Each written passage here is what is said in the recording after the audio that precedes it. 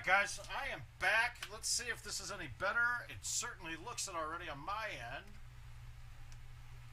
Now I'm just getting you guys back open and chatting things. Give me one more second.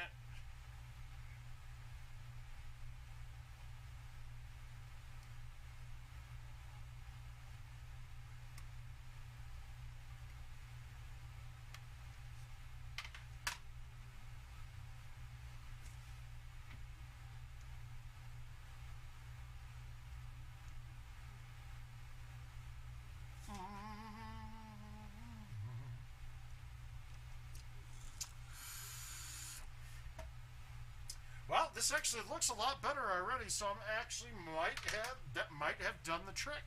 We'll see. While I was setting this up, though, again, I noticed something.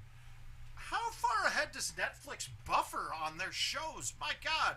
The wife, like, while I had the ISP disconnected completely, was able to watch her show the whole time and didn't have it cut off. I was kind of baffled by that. No, didn't work. It's gonna be pretty bad. But we'll deal with it for as long as we can, but I'm guessing that tonight's not going to be very good. But, hey, ISPs, my ISP must know my back's been hurting a bit, because they don't want me to stream.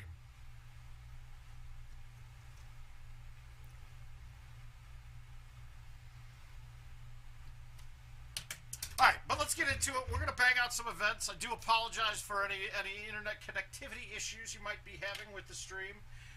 I can't go any lower than what we did. I mean, that's as low as I can go. So we got nothing good happening there, but we'll try to play a few games. And now you might just have to do a makeup stream tomorrow. I mean, right? And what the hell? Why not, right?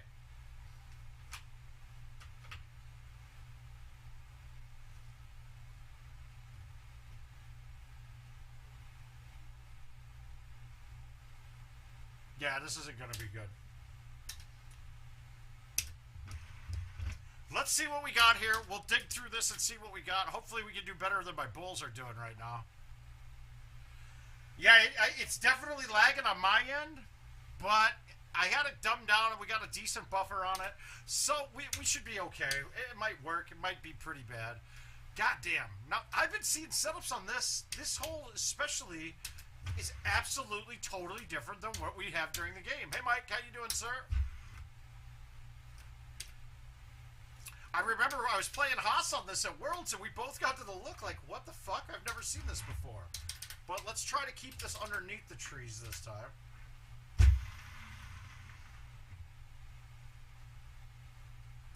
I'll graciously take that shot all day on that setup.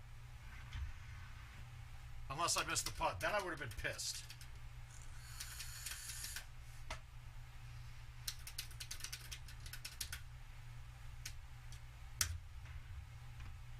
Alright. Pretty standard hole here. We all know these.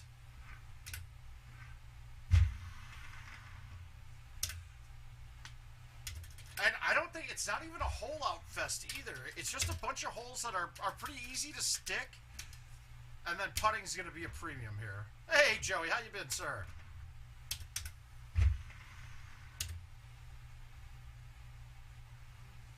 But it's a great setup to dial in your scores, man. Oh, stop it, Jason. Don't you dare. Don't you dare. I'm done with you. So done with that. But in case you guys were just tuning in, we might have some ISP issues tonight. Brandon, how you doing, sir?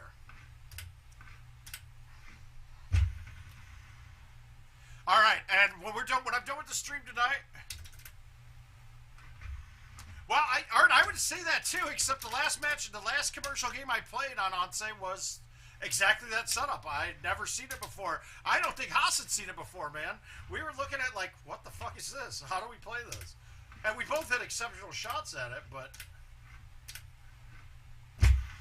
it's one of those ones too, because okay, a high tee straight shot will clear a certain height, but when you're having to play a cut shot in with it, or like a full, you're losing height no matter what you do. Your max, the apex of your height is going to be on a dead straight shot with a pullback at 142. Anything else, anything offline with it will lower it a bit.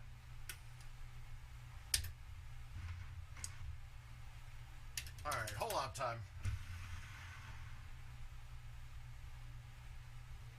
See, there it is. Hi, Polly's Cracker Mike. How you doing, buddy?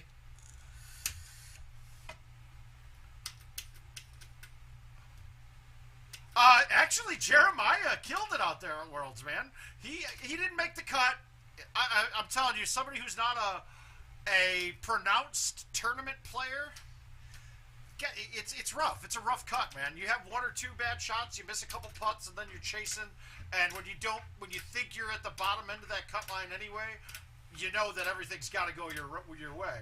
But he went, I want to say 8-2 in a 64-man double elimination bracket to get fifth, sixth.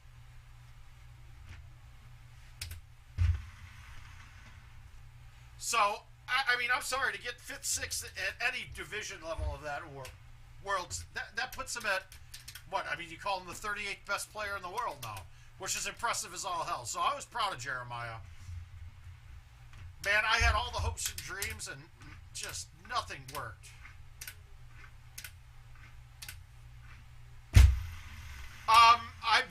I've been hitting high 6 woods and 5 woods with a cut on it, and playing it into the tree limbs. It works pretty well too.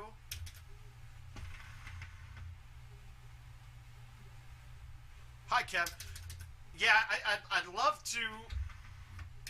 I would have loved to have played better, man, but you know the body just isn't helping. But that's great. I'm getting excited, man. We're coming up on my appointment is now, like I said, Wednesday the 16th. So I will now have some very good time in case we happen to have COVID or something like that. I will be able to make Wisconsin if we do. It's pretty bad that I'm almost hoping for a little COVID, man. Oh, Gino, that picture of you, man. You got what I need, bro. It's one of those times, like, I'm almost hoping to get COVID, but I'm also, I mean, the rest of my body says, fuck you, idiot. Go get the surgery done. You hurt.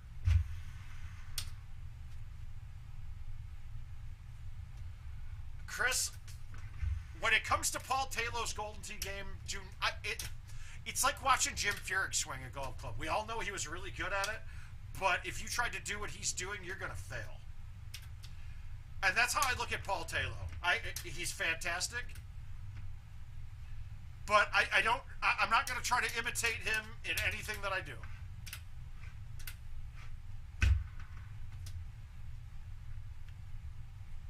And I think most players would agree with that completely.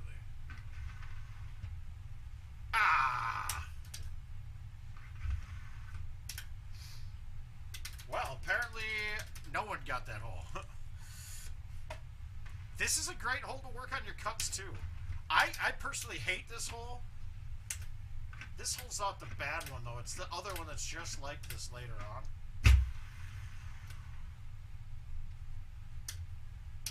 La la la la la. But hey guys, but you can watch some of the things that he does because he's generally ahead of the curve on a lot of the things that he's doing. He was probably the very first person that put stout conversation in there. But I mean, if everyone else saw him playing him and saw the advantages, and I was like, God damn, man, you watched him play him, and all I couldn't get past the thought of them being less distance, and distance was so big on the years 19, 20, and 21. Having a shot you can hit a certain distance is big. If you played a ball that had less distance, which is what we all thought they had, was less distance, and then I know I became a supporter of them once I got beat, and I think I've told the story quite a bit, but I was playing Adam Harris in the Florida Open in 2020, and we got Grant Teton. And I saw he's playing stunts. I was like, okay, good. If 1 and 2 are long, I'm going to get him, and he's not. And 1 was long. He made a chip or chushed in, and I putted in. And then 2 was like 400, right? And 2 at 400, I was like, sweet. He's gonna be 50 yards away, and I'm gonna be 20 for a chip. No, he outdrove me by 20 yards because we had 9 wind in our face, and that's when I realized, oh shit. The wind in your face matters just as much as having the side winds not affected, and that was when I was like, oh crap, these are the balls we have to play now.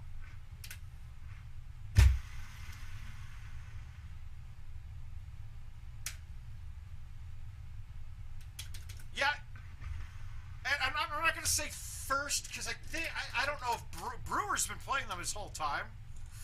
So I can't say he was the first, but he was definitely the first to put national attention on it. I still remember I lost to him in the purple bracket in Houston a few years back. The one that Fox and I both we both went purple and then played for the finals of Player of the Year. I lost to him at that tournament, and he was chipping in. He made the chip on the double eagle hole on Catadreas. I think it was hole 10 from in the gap. He chipped like a 5-wood, but did a full swing back on it, and I was like, "What the fuck is this? This just doesn't look right." So there's always going to be a part of his game that's a little bit off-putting when you're playing him. And I think part of it is a mental part, trying to get in your head to make you think something different than what he's doing. But also, he does things so different.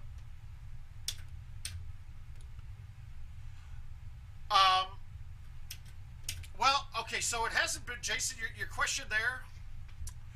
I do know, I am privy to a little bit more information on those. Because I wanted to take the lead, Joey. I was down one going into it. And to be quite frank, I never would have missed the shot that I hit. But I moved the machine and ended up hitting the ball straight instead of getting it all out when I was hammering it. I did not know that, Gino. I thought Brewer said Brewer didn't tell me anything about learning from Taylor. In retrospect, I probably could have, but I still win that match. I still win that match on a machine that's not floating, guaranteed. Because I missed hole 1 and I missed 180s on hole 1 and 18 on shots that I will stick 99% of the time. Because when I hammered the ball, I moved the machine and missed the 180 and it sprayed on me. So it's something I got to deal with, but it's also something I shouldn't have to deal with, if you know what I mean. What the fuck?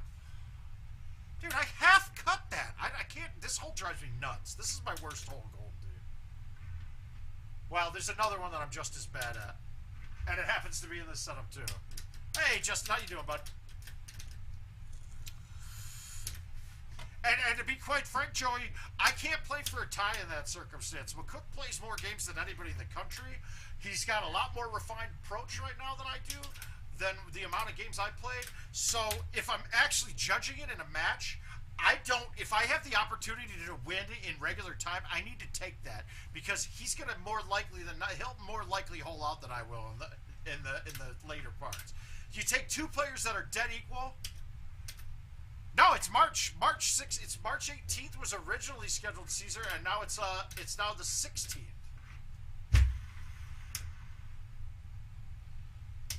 But, I mean, it's one of those things that goes through my head while I'm playing. Look, at that point in the tournament, I have to expect that all things being equal, somebody that plays more games than me is going to hold out more than me. That's just the math on it. It's going to be the case.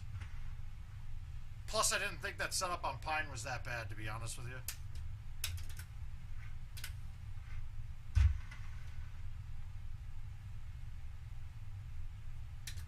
Did I win this? Did I win this even though I screwed it up pretty bad? No, I let Al have it. That was terrible. So we're going to play all these out. It looks like we've stabilized the connection a little bit, so I appreciate you guys that stuck around here. See, but Joey, but there you go again. I just explained that. The math part of it tells me he's going to hole out more likely than I will in the earlier parts of the round, just because he's in more practice. And really, I should have still won on 18, or tied it up at least and gone to sudden death.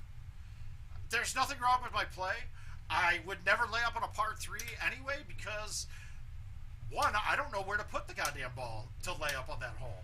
I could have put myself in an even worse spot that now I'm bringing bogey into play off the drip, rather than having a birdie, having an opportunity for a birdie, or going wet and having a chip. Well, Jason, that's all well and good. Yeah, that's not a bad play. I can't give out any more of the information that I have coming up on it, but there's some interesting stuff for vendors with that. I know you're giving up your CID for your Golden Tee game, which kind of sucks, but there are some definite things about that package that's going to be kind of cool. And based off of the thought on it, the things would happen if they had enough sales. Well, they have had enough interest on it, quite a bit. And I know you guys are all thinking that IT is kind of fucking up with PGA. Dude, the interest that they've had in that and the arcade collection is through the roof. They haven't seen this kind of interest in their games since going from, since 4 came out. Golden Tee 4 came out. So I think we're in a really good place as far as Golden Tee goes. And as good place as far as IT. Because, you know, with Golden Tee, one of our biggest problems is always they're putting their money focus into other things. But if all the other things are making money, then the money focus comes right back here. Oh, thanks, Rayson. I appreciate it. But we might still have issues. It should be clear, but you never know. You never know with ISPs. It's nothing that you or I are doing to it, so that's all we know.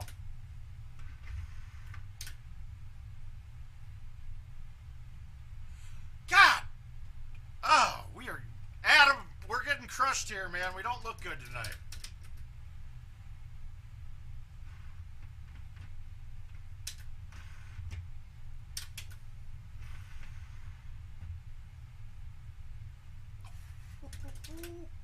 I think we're going to get it. Because that's also something you have to think about here, too. And I've used this approach in the past in match play. The one that always rings true to me for the same reason was the year for Celtic Shores, right? Now, we're playing at the Chicago tournament. And Gossett and I are both one better through the whole thing, right? And 18 comes up on Celtic. You guys all know the shot. With a big left to right wind, it can be really hard to turn that ball back around unless you take a really... Oh, no, Vooch, that's true. We don't get... Sticks and Kings nailing it, though, Adam. We don't get any calls, dude. It is really bad. I mean, they have triple the amount of free throws as us right now. But, so I was playing with... And at the time, I mean, Gossett's, one of the best players in the world. And I had not been playing Golden Tee at all. I mean, I had barely playing. So when I got to 18, I watched Gossett lay up, and I said to myself, well, look, I mean, if I lay up and we tie, we go to sudden death, he's more likely to hold out than me. The math will the math is incontrovertible. You cannot say that I'm wrong on this. If two players of equal skill levels and one plays twice as many games, they are going to have a higher chance of holding out. Their game's more refined at that point. It's just true. There's a few exceptions to the rule, but yet still the comfort level on every hole when you're playing way less games is so much higher for the player that's playing tons of games. So I said screw it, and I went for 18, which was a shitty-ass look, and I ended up sticking it, making the putt, and winning. Now, has it backfired? I'm sure it has. I can't think of one in the past, but I also know that I think I have the worst head-to-head record in sudden death matches of anybody in the PGT tournament history. Like, I mean, there was a point in time where I was like 2 for 10. Because I never went to sudden death against anybody who I shouldn't have beaten, that I should have been beating. And when I did go to sudden death, it was all players of equal or greater skills, and they would hole out very early on me. And then I also know my game. Holding out one is not my biggest strong suit either.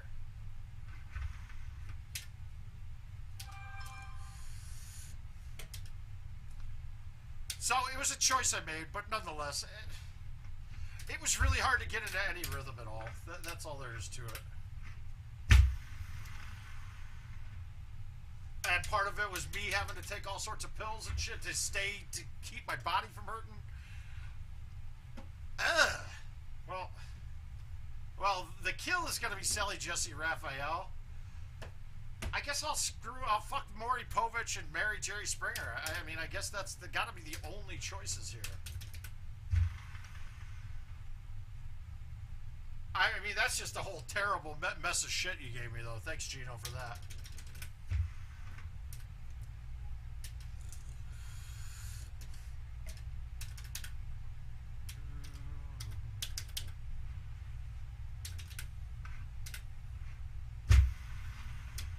Like I said, this setup for this is all holes we've played hundreds of times, so you guys are going to be very familiar with it, but this is actually a great time to get these holes dialed in.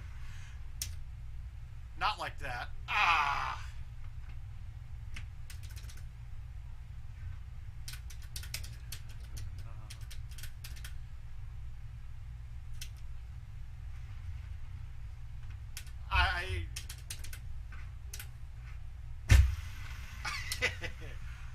said I say murder too much, so I changed it to kill for you. That's not a foul either on Harden? What the hell is that?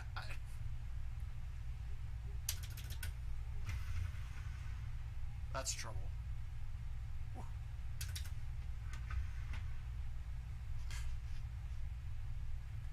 Wow. Yuck. All right, we gotta come back. We're gonna get a hole out here. As much as this hole's really easy, I screw this one up a ton. And not on the old tee boxes. The old tee boxes, I never miss that shot. The new tee boxes where it's that way, that I guess cutting C is harder for me than cutting A. And this is one of my worst holes too. So they really picked them out for me. Luckily, I haven't missed this one yet, I don't think.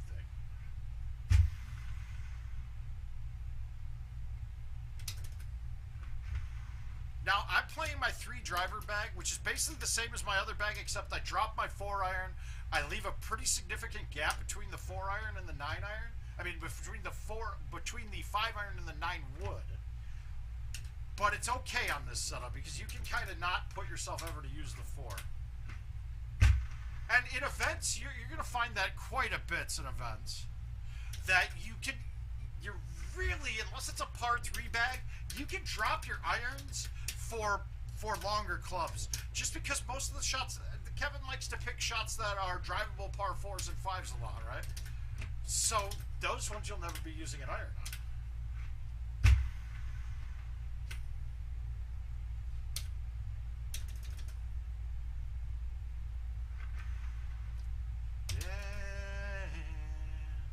All right, time to get out. We got to get a hole out to catch him here, and then we're gonna get some. We got to get some games in on the invite side of thing.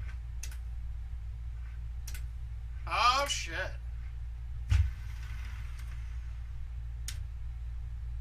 Yeah, look, I saw Steve throwing some teasers out there. So it looks like the PGT website's almost up and running, so that's getting cool. Hopefully, it's a bit easier to navigate. Got to give Jimmy Parker credit. Did it for nothing, to my understanding. That might be wrong. The first one, but there was a lot of info on that site that he collected, which was really cool. So hopefully the next person gets to do it again too.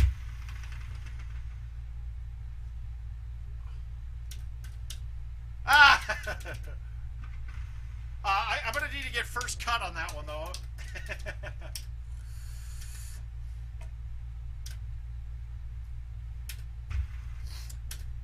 So, those of you, now, one of the things I didn't get to do with the PGA machine when I did it, I didn't try to move it around and bust on it a bit.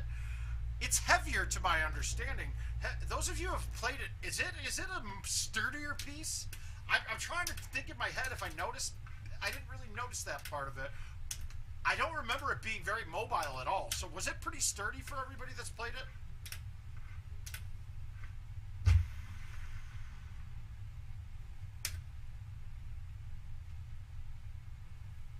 Oh, guys, if you sit here and tell me that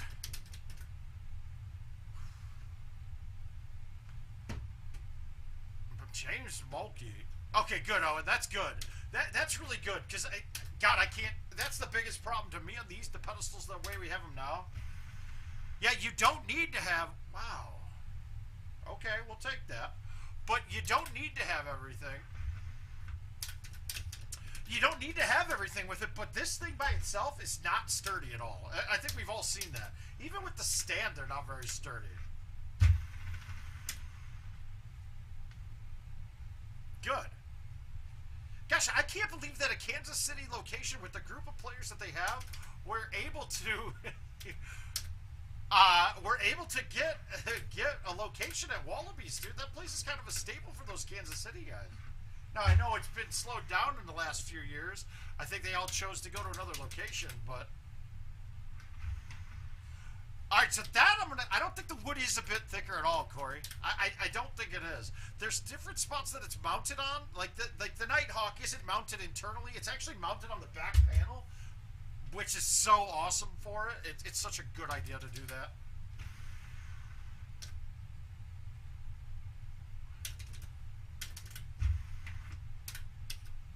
Yeah, Travis, anytime. Please send away. I'll play up. Oh, the FMK. Okay, so, God, I mean, Ruth Bader Ginsburg was, she was such an icon that she would have to be my fuck and my Mary. Oh, God, I really just don't like Pelosi, but she's okay.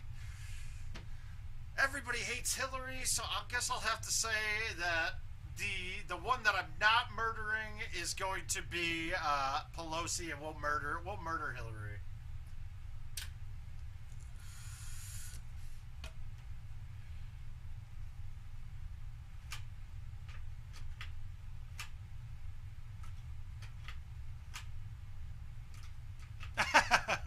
Yeah, no, guys, and if you're sitting here, if people's reviews say that it sucks,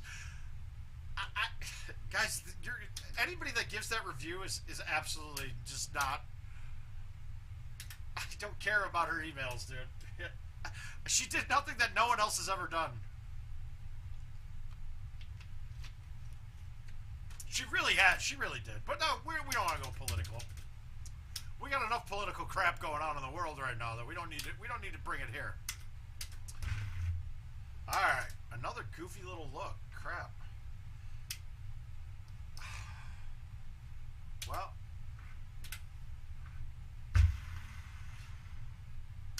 I don't care if that hits that hill if it comes off. Beautiful. That's right. Oh my God! Oh, and they'll pop in here. You'll see Neil Sheshpine on here. He's one of the KC guys, and oh, and he became one of the KC guys, much like you were now, asking about the KC guys. My closest friend out of that group would probably be Brian Wiegers. He's had a little bit of different go of things lately, but then you got Justin Clark, you got Patty Mac. I mean, these guys are all old school favorites of mine. So hopefully Neil will chime in here in a bit. You'll see him on here, and he'll be one to talk to.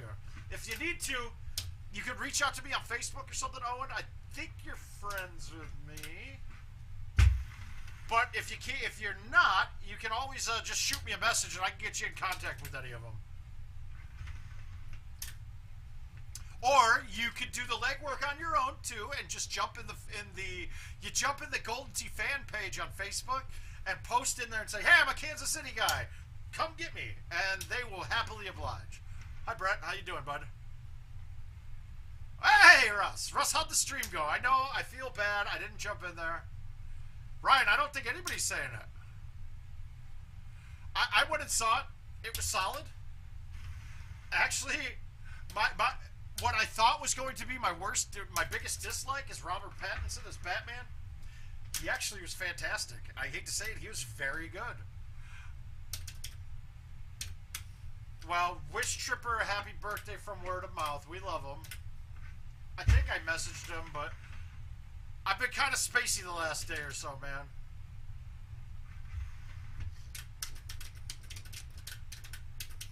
And it played into some new stuff coming out with it. I mean, it played in. The end of it was kind of cool, too. And you don't have to stay till the end credits. We did the whole wait through the credits thing, thinking there was going to be a teaser. There is not.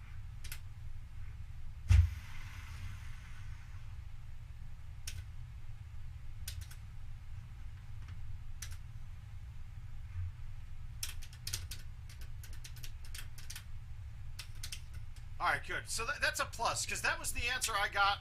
The answer I got at well, the PGA machines aren't going to move around. Well, thanks, guys. I appreciate it. But that was the answer I got when I asked about getting the machines to not be freestanding. There, Joey, he's in Kansas City, too. There we go.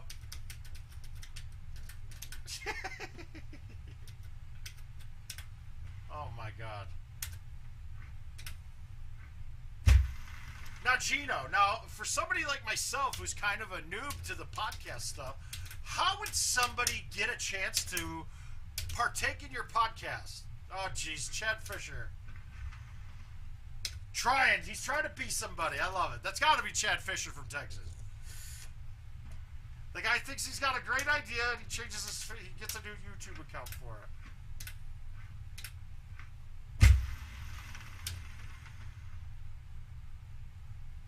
Okay, what's wrong with your buddy that he's shooting plus 35s, dude? We gotta have a word with him. That is going to affect your game more than anything else.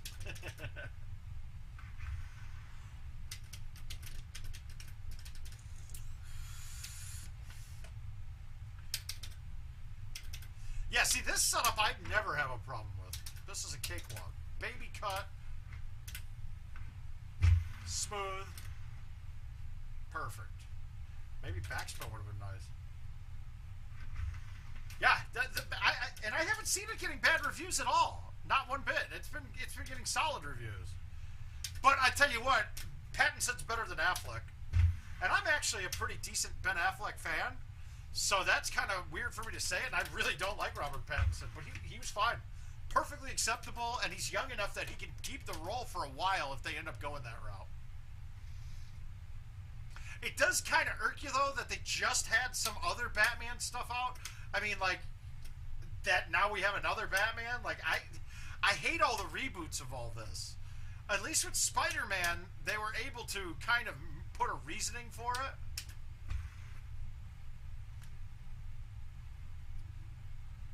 What's par on Eagle's Crest? 23 up to 29.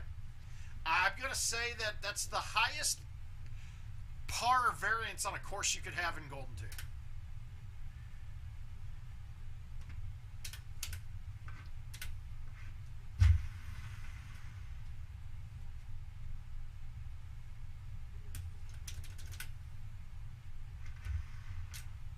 I couldn't remember that.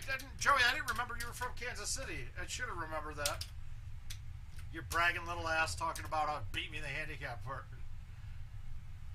Oh, okay, that's fine. That's acceptable. But man, that's gonna hurt your game.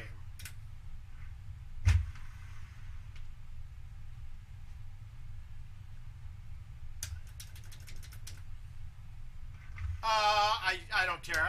You can go random. Let the viewers decide what they want to see.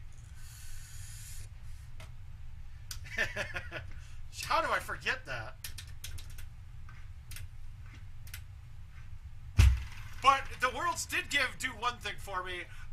No one better fucking question me and say that I shot games for somebody to get them into the tournament. Yeah, Caesar, that's what I was trying to get at. Thank you. Gino, so tell the world how we can get in and get to your podcast, man.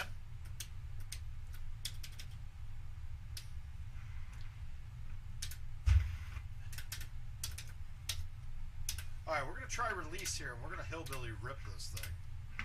Thanks, JB. Oh, I've never hit that before. That's okay, though. We're all right. We're going to hold this out. No, we're going to water it, actually.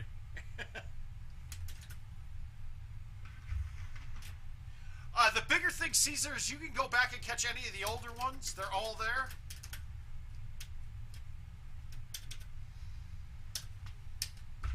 In fact, that's what I drove to Minneapolis before going to Worlds and flew out of Minneapolis. And for the 4-hour drive, Jill and I listened to all of them. So I am very well versed on the histories now.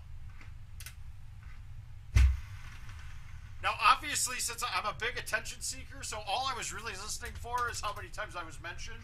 And I'm going to have to say he's going to step up. No, I watched him on Spotify, but hopefully Gino comes in here with a link or something for us.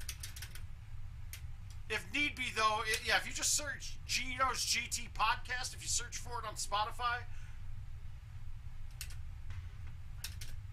And really, guys, as podcast goes, he's very much a accuracy fiend. I like to think I'm giving you guys pretty accurate information whenever I get it, and he was very accurate too.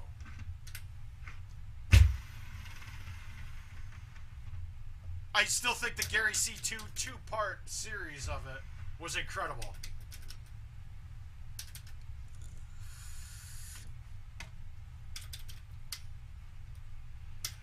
Now I've been having this thought in my head, right? Would you rather, I know financially wise it would be the one way, not the other, but what do you guys think? Is it a bigger accomplishment making the cut at Worlds or winning the silver bracket at Worlds? I would love to hear, I would bet that Gervais is going to sit there and say he would have rather made the cut and played in the main.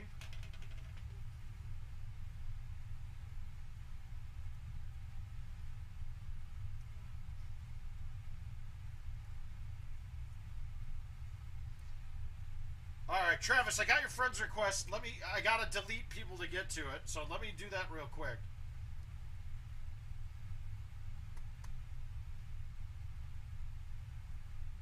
Once that loads. Okay, let's see if I can find... We'll go to the bottom of the list this time. No. Well, I hate to do it. I love Zach Pilger, but I haven't seen him play a game of Golden Tee in a while, so we're going to get him. Alright, you're in. You're in, Travis. Yeah, but is that a success, though? That's the thing. I can't consider myself a world champion. I can't consider myself a world champion if I win purple. I mean, honestly, the time I was in purple at Worlds or in silver, I contemplated not even coming back the next day.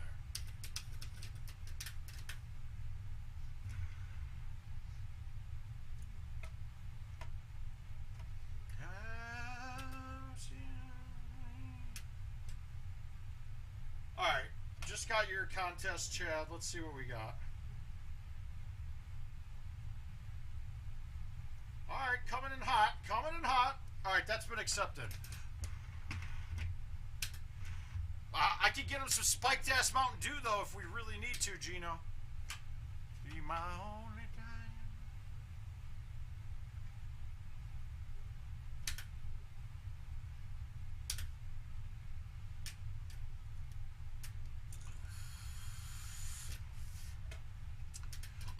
It just doesn't, I mean, Gervais is generally considered, he's got to be considered top 20 players in the world. And, like, oh, you will absolutely get to beat him here soon.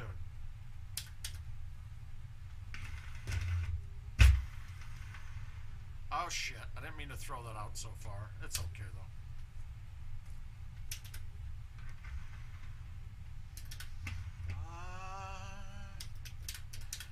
No, I let it all on the line.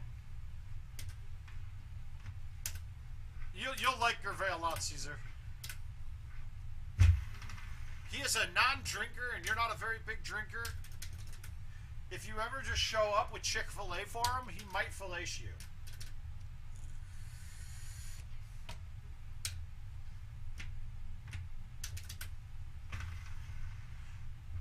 But he's going to have to step up his food. Oh, come on. That shouldn't have kicked up.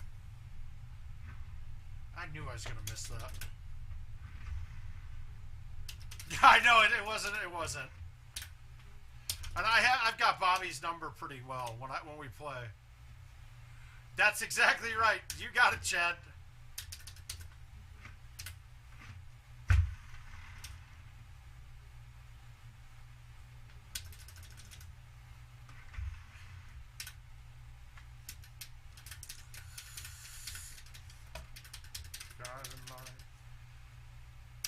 Alright, we're going to put some work in now. Is this going to get there? It's going to be close. Let's see.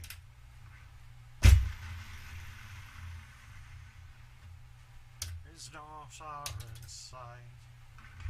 You'll always be my only guiding light. Well, it looks like connections picked up fine, so I think we're going to make it through. I think there's probably more than that even, Corey. There might be more. Yeah, if you bring him Chick-fil-A and the DVD of the 1996 qualifier, the 1996 SummerSlam, Chick-fil-A show, Montana. Montana, are you back in the States, my man? Hey, Cole. This was only a kiss. So word of mouth tournament 2. I'm going to try to burn through some of these rounds now. It should have caught everything up now. In fact, my match is the furthest behind now because Mark Williams Racing and Shane Marks were taking forever to play it. I should have just DNF'd them both from it, but that would have looked really bad if the guy hosting the tournament gets a bye that late in the round. So I couldn't do it, but they both accepted the invite and both did not play it. That's just unfathomable. So I'll get winners bracket matches out here probably tonight after the stream, and I'm really contemplating, like I'm almost hoping I get knocked out because I'm probably going to be unavailable to play with the back stuff.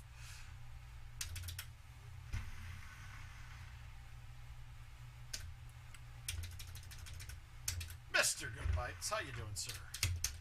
Oh shit, man! I need to talk to you then. That's like my Disneyland right there.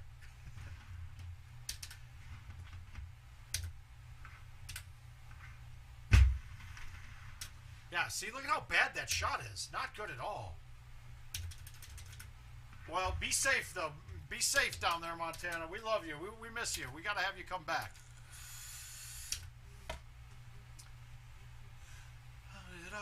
It started off with a kiss. How did it end up like? Yeah, we'll probably quit playing these after I'm done with this game.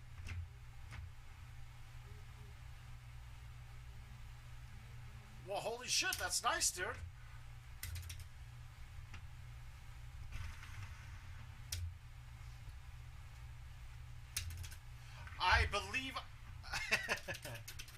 I believe I got knocked out of that just short of King of the Hill. Oh, I'm sure you do, man. You better, Chad. That's all that we can be listening to. Now, I think I've got white stripes on right now, but...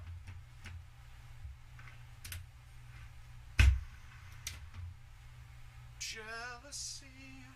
Ah! Come on, baby. You gotta hit that. Big lullaby choking on your alibi. Alright, this is my worst shot for this hole. I hate it. I hate it. I hate it.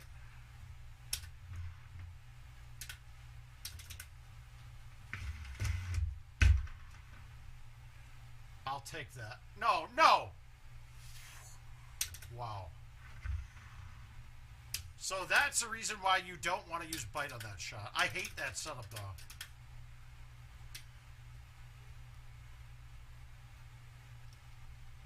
Well, unless you get some of the setups that we see. Yeah, that was the other weird thing at Worlds. I have never seen some of those courses set up to be harder than I've ever seen. Now, I hadn't been playing much commercial, so I didn't get a lot of looks of the mixed tees. But... And actually, I do believe I brought a lock conditions card back. So maybe we got a chance to take a look at that one of these nights.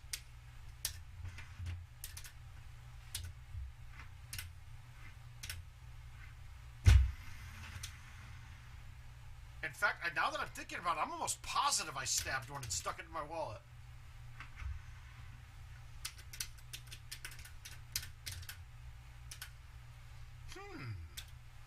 That just gave me a good idea for a stream.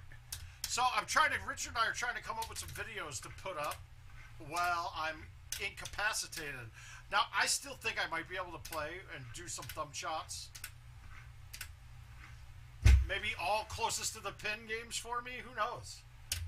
But knowing me, I'm too stupid to just thumb everything, and I'll try to rip a shot, and then I'll rip the goddamn plate out of my back, which would be really bad.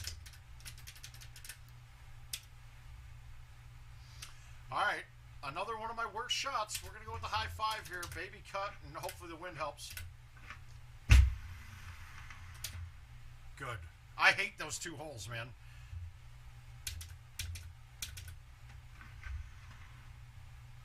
Dear God, dude. Come on. I've been doing that quite a bit lately. Missing, like, little tiny putts, especially left. On the elevated green. They just play shots as the door. Okay, that's a good way to do it. It's just hard to judge for certain. But yeah, that's a good starting point for your aiming.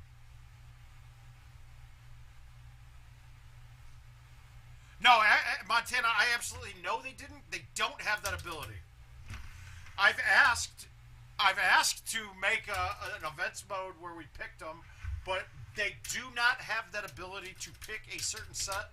They can do it individually in testing with their testing equipment, but not on the system to define the holes for events.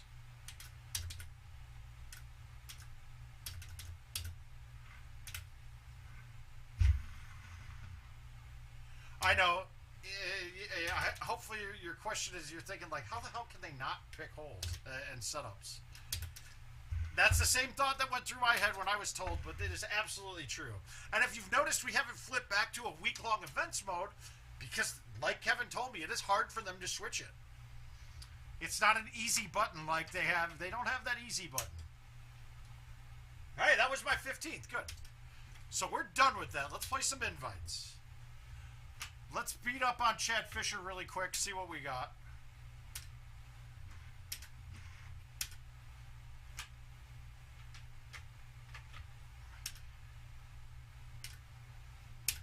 Okay, never mind. I'll just DNF it. I did not want to. I don't want to play Eagles. Whoops. No, it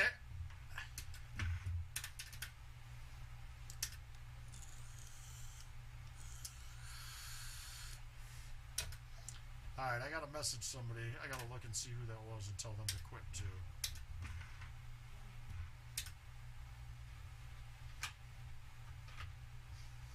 Alright, here we go. Now we're gonna play an invite.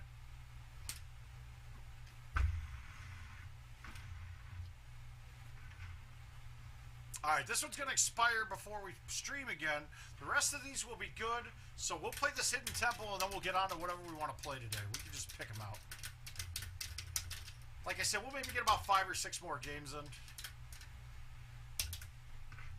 Now, Worlds did... my match against Kevin O'Connor caused me to change my bag on this course. Just switched back to the 300-yard driver and not the 8.5. I went with the 9.5 now on this course. It shouldn't affect you on any hole, but there's one hole on the back 9, the one over the top of that, the archway, the one I just hit the side with the 6-wood.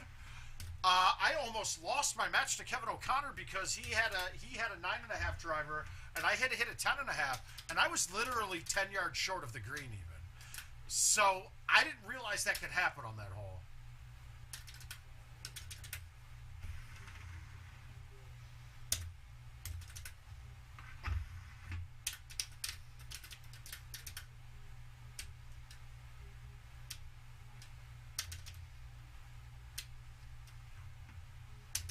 Alright, since this is actually only a 225-yard club, we're going to knock this down. We've only got 230 at this pin. It's only 230 going at this. This shot should be pretty darn perfect.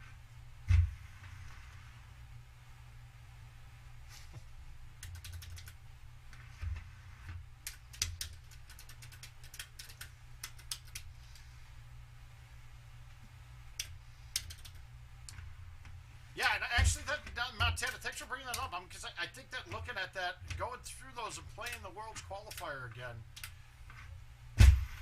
just to see what we got, just to give it a second thought on it.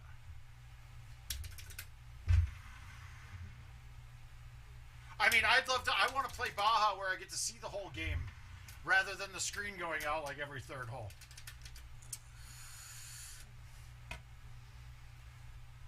All right. I love this look. I don't want to move this back at all because it's already straight. And when you move it back, it's going to be really hard to get the straight line. So we're going to go low T release. And I wanted to roll it, you dumbass. God damn. That was too good of a look. Now that green, when it says the up 3 like that, or up 5, I don't remember what it was. Notice that ball broke a little bit when it hit the green.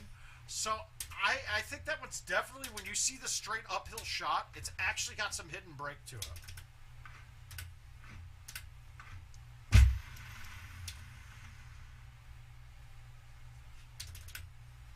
I know everybody doesn't like going through the archway, but when the pin is where it is, I think that is one of the easiest setups on that hole. You just have to cut it enough to get it past the, to barely hit and miss the building on the right, and you are going to be perfect.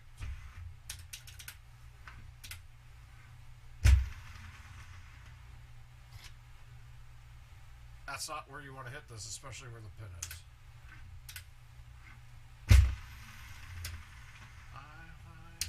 Around this old and empty house, and I'll walk with you, my dear.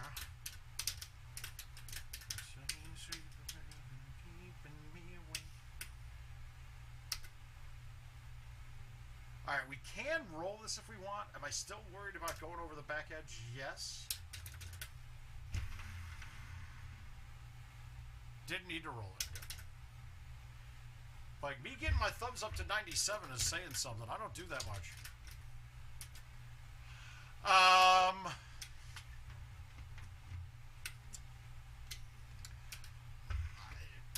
Gino, can I be quite honest and say don't?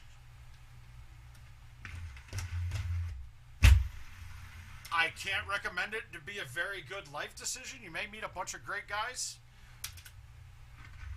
but the money just isn't. It's just not enough money, man. With the way the world is, I mean, your earnings in GoldenTee are not going up with inflation, guys. Just so you know, they're not. Yeah, have a rich spouse. I will tell you this: going from a couple very good 9-to-5 jobs where I'm only now just paying it like it's one of the harder courses. Great course though, but you're gonna get rocked on it. Chad, you're gonna get rocked. I'm not trying to be a dick, but that's one of those courses that if it comes up in a handicap match, my opponent doesn't have a chance. Well, Civ, I mean, getting to 6 figures is nearly impossible now. We'll just leave it at that. There, at a point in time, my best year banging, I got close to 6 figures. I may have broken into it, but that's including earnings off of stuff that isn't necessary. I mean, non-taxable stuff, but your taxable income from IT will not clear 6 figures anymore. It's just not possible.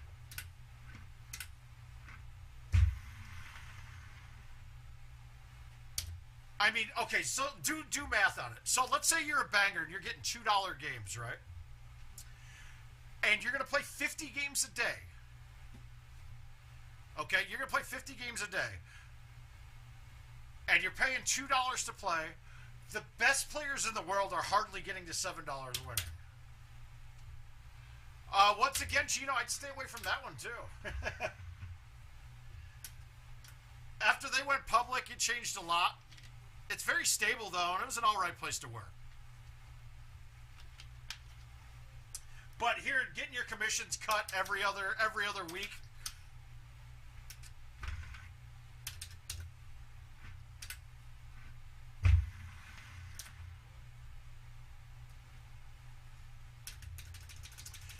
Yeah, but so let's do the math on it, right? So let's say the best player, you're the best player in the world, and you're making $7 a game back, right? So you play 50 games a day times $7 a game minus the $2 a game per. So you're making $5 per times 50. So you're making $250 a day. Let's say you're playing closest to the pin and you're returning back. I don't know how many of those are closing a day? Maybe 20. And let's say you're returning back $4 a game on that. You're paying $1.50, so you make $250 a game times 20. So now you got an extra 50. So now you're at $300 a day. I don't even want to throw money shot or anything like that into the mix because that's just such a crapshoot. That would just be like extra money. But $300 a day. Now, if you do that 7 days a week, hey, cool. You're making $2,100 a week times 52 weeks. You're getting into the 100 grand figures right there. That's not taking a break and playing 50 games every day. You know how hard it is to play 50 games a fucking day? I mean, you're almost getting, you're 3/4 of the way to an ultimate cycle every day. Put it that way. It's just not feasible, and really 100 grand is really what people should be. I mean, Neil, there we go. Owen was asking about Kansas City players. Joey just happened to be here.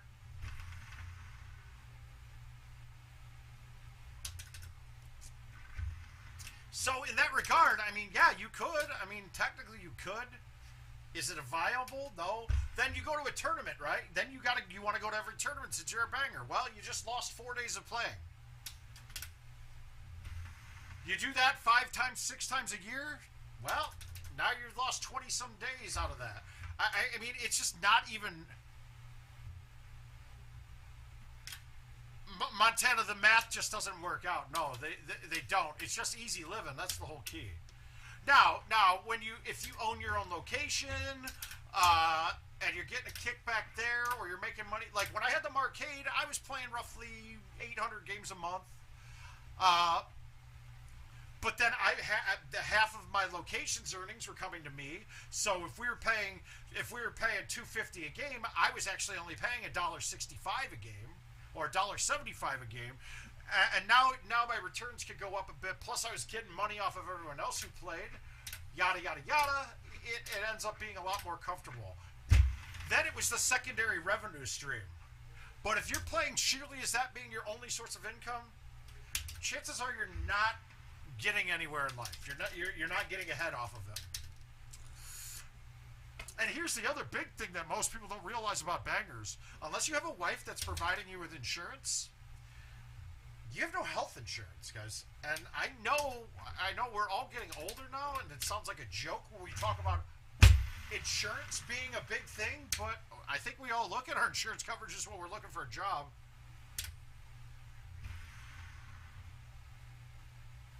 In what regard?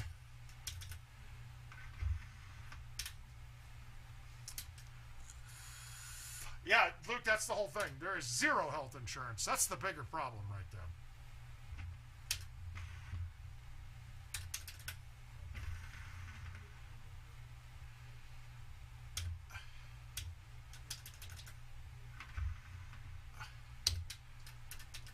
Oh, yeah, but see, then I had some words with Adam Kramer about that, and all that can do is fuck over the people that happen to be able to get their vendor to set the prices lower. And they're talking about making it easier for vendors to do vendor gift cards and shit. It's not true, though. It's making it worse because the vendors that already do the kickbacks, that are already doing them, that nothing changes for those guys. But, I mean, people like myself, my vendor is non-existent now. It just was nice that we were able to set the price of the machine. The Marcade, that was I had a place up in Minnesota. We had 6 machines going, maybe 5 machines and a power putt. It was just like a little man cave. We gave everybody 250 games. Didn't matter if you played 1 or 50 or 500. You got 250 games.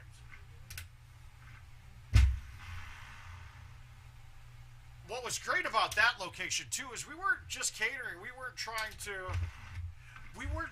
to cater to the bangers. I wanted to have people in there all the time rather than somebody with headphones playing 50 games. In fact, there were many days I didn't play because we had people on all the machines. I would just go in and hang out. Yeah, you got to have other revenue streams. Banger living is not great. It's not. I mean, even if you look at the tournament, look at a PGT event. What does the winner take down at most of these? What is it? $2,000 to $4,000. Okay, so now take away your opportunity cost that you lost by going there. So you missed out on $300 a day for 3 or 4 days. So you lose $1,000. If you win, cool. You're up $2,000. Cool. You get to take a week off, maybe. Other thing is you don't get vacation days. It's fun. It's a great game for side money, but nobody's getting rich off of it. Now, I'm hoping that does change. I'm hoping we start seeing more events with very large payouts, things like that. Yeah, well, so they were looked down upon. Those types of places, Owen, were looked down upon quite a bit because at first. But, I mean, look, the original Cade that Todd Penikoff opened was really catered to bangers. Like you had a door code just like the one they have in Minnesota now. It's catered to bangers. If you don't know somebody there, and you just happen to get there, I wish I had one, Gino. But if you don't know people there, you don't really get in there. Powercade's a little different in St. Louis because that one's more open to the public with office hours and things like that. And really, with the Marcade, I would make sure I got there and unlocked the door before anybody would get there every day. Or if you were going to play at a weird time, you had a door code.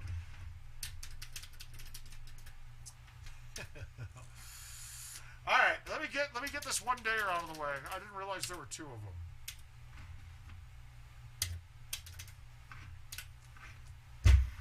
So my plan plan is this, if we're able to, if King and I have time to get it all ready before then. But I want to start, and I want to get walkthrough videos up with Telestrator. No, James, he has a point here. He's trying to derail me so that I don't win every invite that I play. He told Jill this, and I'm actually very disappointed. I thought my friends want to see me succeed. The problem, Owen, is that banger, that grind is still it's such a grind. At least if I was a poker player, no way. That's just the worst kick you can get. At least if I was a poker player, I could sit down, right?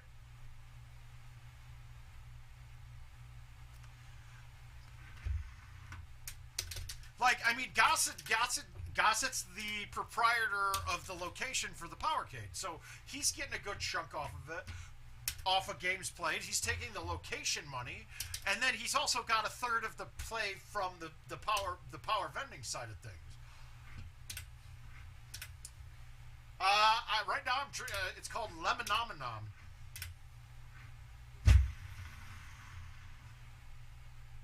How do you leave these short? Just not there. Yeah, the power game for me lately, too, has just not been great. I mean, pretty much my game is just in shambles right now. Oh, well, though. Well, right now, success has been, is kind of it's a sparkling star way out there in the sky lately.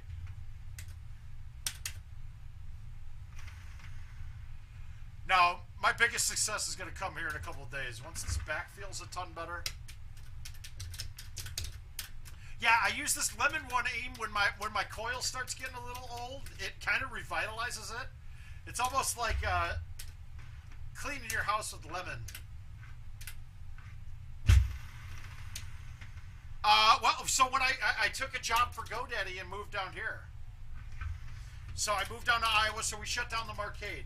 But I used Power Vending was my vendor, so we had a nice PGT vending, a nice PGT spot in Minnesota, which was awesome.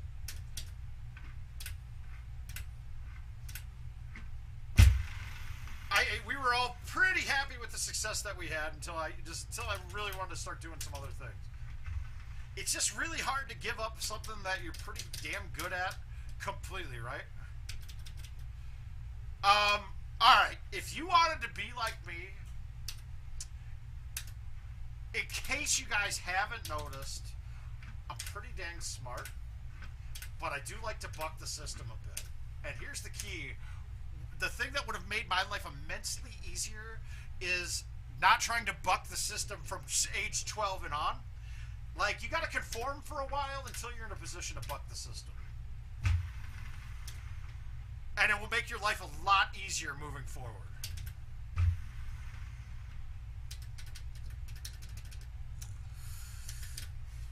And that's it, man. That's it. Read lots of books. Do fancy good book learning. Go to college.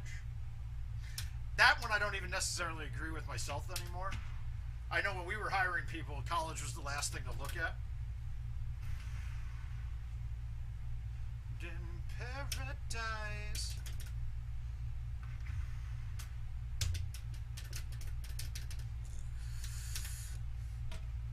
$351. All right, this is a good look.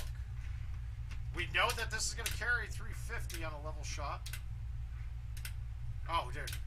I mean, get that penis pump working at an early age is all I need to say.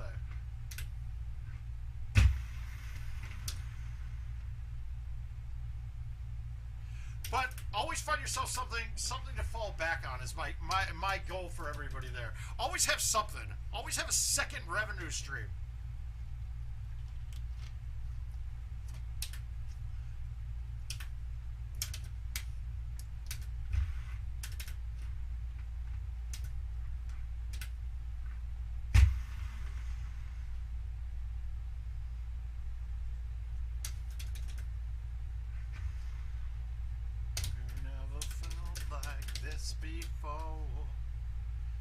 Alright, pins at the bottom. Let's put this up top and suck it down. Let's see if we can make it that way. it coming? Is it coming? Dude, in what world? No way would that have ever happened if we were putting. Ho, ho, ho. Alright, wind in the face. This is what we're looking for on this shot. Unfortunately, wind in the face isn't really helping us here. We're going to have to hit the high 5 no matter what. The high 6 will not get there. And I tried to get cute. This is going to be bad. This is going to be bad. Now it changes your line a little bit. Let's see if we can stick this.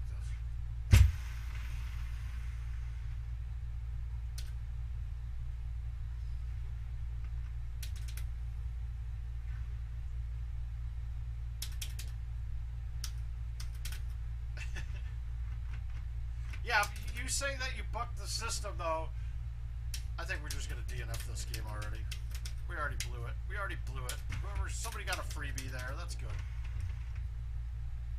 James, but you did conform. You went to school. You went to law school. I mean, so you really did conform.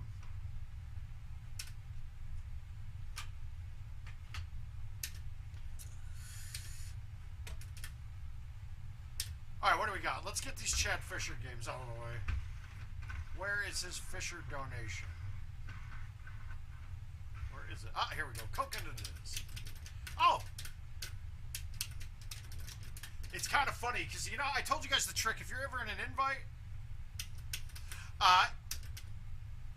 if you're ever in an invite and the opponent you're playing has the worldwide record, and it's an older course, chances are they did it in the game against you.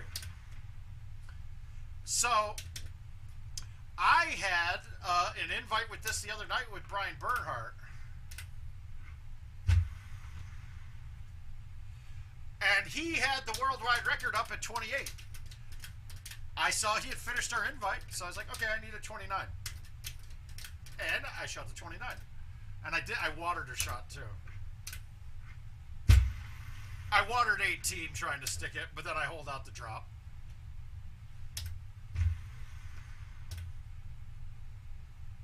So let's see if we can throw this together. He was 3 through 6. I think we're going to go for 6 through 3 bombs.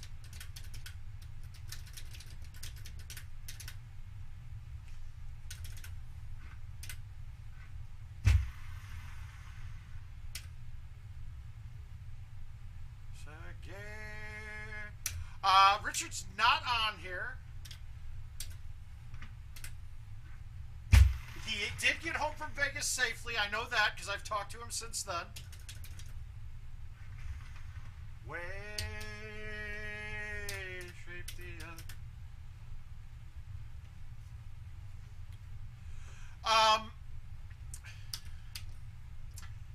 God, that's a tough one. That's an interesting question. No, most of my hole-in-ones would probably have been between, probably a 7 iron's probably my most holdout club. It's either a 7 or a 5 for me.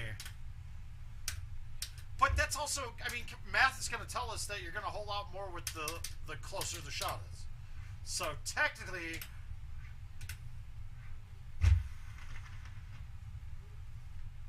it's probably, I mean, that's probably it. It's got to be the 5 iron. Yeah, he's going to be fine. He's having hip surgery. So, but his insurance is making him do all of the homeopathic type remedies first before they actually allow him to have his surgery. It ain't going to work. He needs surgery, dude. His hip is fucked.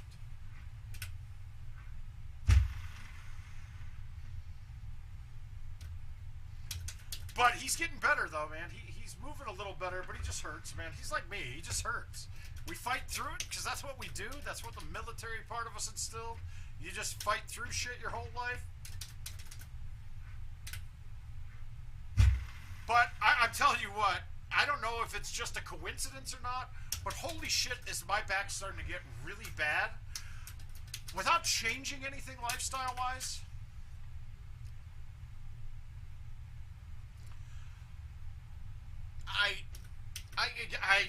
You can't teach, you can't fix stupid is what I think, Rick. I mean, how in the fucking world do you do that? How do you go gamble on? How do you get that happening? I just can't get it.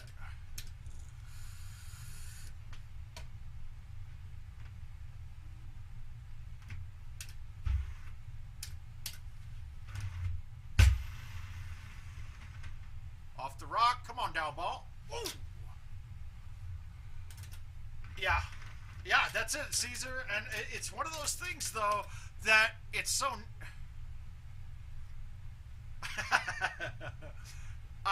it's so bad. That's good. The conversations are good. I mean, while I'm laid up, I might have to just turn this into a talk show.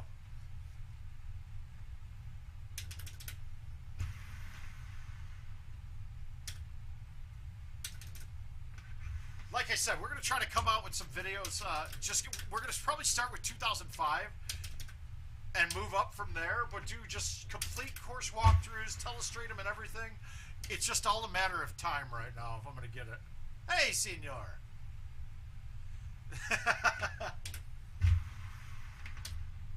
Now, do they have to be with me? I mean, does it have to be with me and my wife, or can I do hot tub streams with... Actually, you know what I'll do? I'll just go get one of those inflatable kids pools and put it on the porch. I don't have old matches. That's something interesting. I thought about doing the mobile thing, but man, those guys are so far past what I know now. And really, I just find the game just to be painful.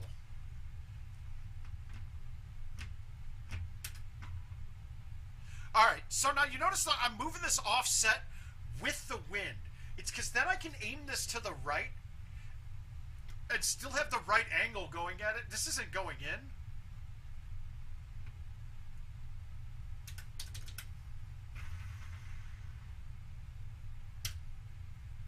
We're happy with that. That's okay.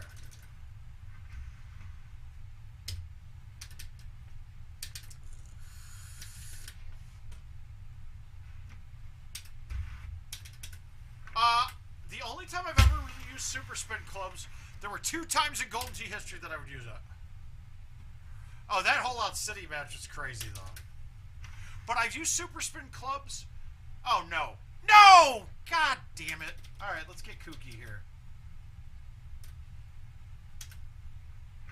Ah, I thought I'd hit the wall. Oh, there we go. We could get John out here. Yeah, I am looking for guests during it. Paul, we're doing okay, man. I'm hurting a bit, but that's to be expected. We're getting ready. I can't say I've ever been excited to go to the hospital before, but I'm really actually getting excited.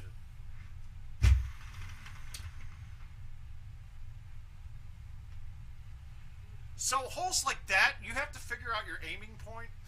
And just luckily that I know the course a bit, because I knew where I wanted to aim off that.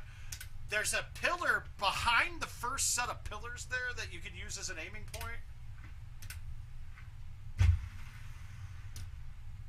Well, we moved up till it's next Wednesday now, not tomorrow, not this week, but week after next. Or sorry, next Wednesday. It makes sense. Not this Wednesday coming up, but the Wednesday after that.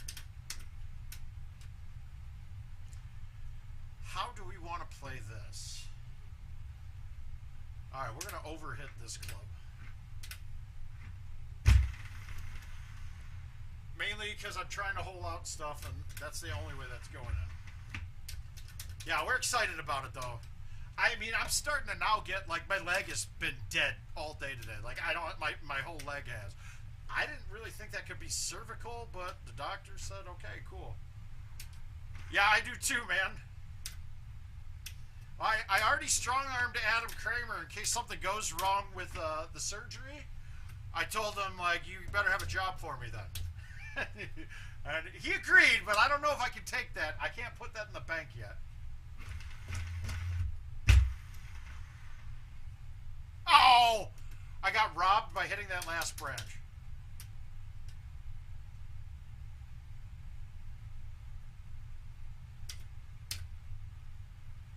My invite for word.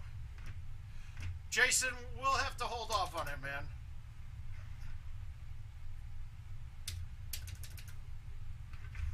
But it absolutely did expire, man.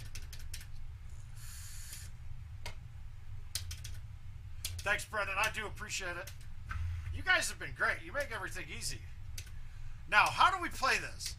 Am I worried that the 3's going to hit the bottom of that? Yes. So I'm going to hit a cut 10.5, and I still think this is going to hit. All right, we like it. Break out, shake it off. And a 27 it is. We'll take that all day on that course. Back, so shake it off. But now, so if 1 and 2 are drivable, which they weren't there, so that would have put that up to a 30. And then there's the par 5 in the back that can be drivable too. So technically, par on coconut can get up to 31. 2 is almost never. It's so rare that you can get it on. So we can't even really count that one as maybe drivable. All right. All right, so we got hidden. I like, let's go Rhineland. Let's go Rhineland Beals. Rhineland and Beals. Let's get off these courses. Rhineland and Beals back to back. Here we go. Now Rhineland goes into the course, goes into my bag that I use a specialty bag on. What I call a specialty bag is when it's got a specialty club in it. And for this one, if we look, that's a specialty club. The Zero Hybrid is not needed on any course except for a couple. Yeah, some people like having it, but it's not a club that really should be used in your bag unless you know a certain shot with it. I have it on this one. I will tell you, it almost made me quit playing GoldenTee, Russ. Now, I have it in my bag here for specifically hole 18 because when the new tee box is released this year, it gave you a really high tee box, and you couldn't go. You could get the 8.5 driver to stay under it, but it took such a perfect cut that having that club is imperative here. So we'll make sure that we have it. Otherwise, we're going to have a pretty standard bag. I just don't have the 4-iron here, and I have a 7-wood just because I've never changed this bag. But a 7-wood's fine. It's not going to matter on this course. It doesn't need to. I don't need the 9-wood to clear things like you do on some other courses. Now, this putt used to be a pain in the ass to me. All these flat putts on hole 1s, and still I started doing that. Not even thinking about it, just palming it with no pullback, and they go in. Right. And now, other people had it in their bag before for the railroad track hole that you go through every time, and I never will play that shot. I don't like it. The distance isn't the right distance for it.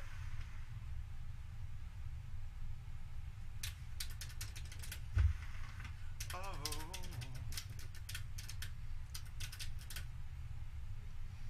Has a high and a low. It's just, yeah, you can play it high and low, but really it's just really a low club. You can play it low. And I can't remember if I play it low on 18 or not.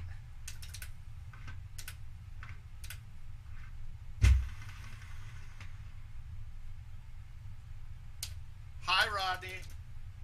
Yeah, that hole drove me crazy. I had Dan Weiss put down in overtime or in on this course, and I went through that archway, and I had something happen that I've never had it. It went through their dead center, and when it hit the second glass, it shot right like 200 yards and landed wet. We were like, what the fuck? I don't like gimmick holes like that. It's why I call Grand Canyon the greatest 15 holes of GoldenTee they've ever created, because 16, 17, and 18 are shit holes. Whoever made those should be shot. Where you can put it up in a chute, and you have to bank off the wall on 18. Like, those are stupid.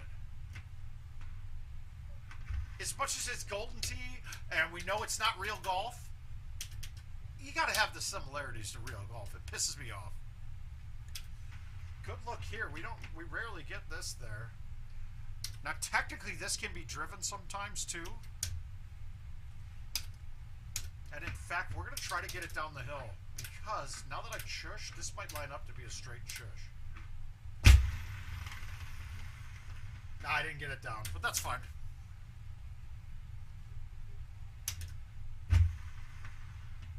Right, and it's what's so.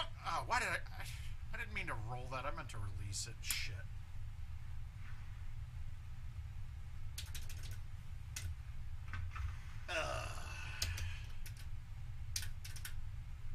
Terrible.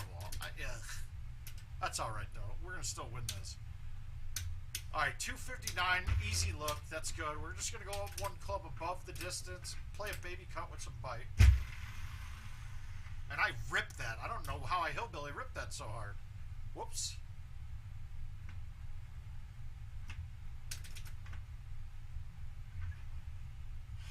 I'm in shambles. My game is. It's not good.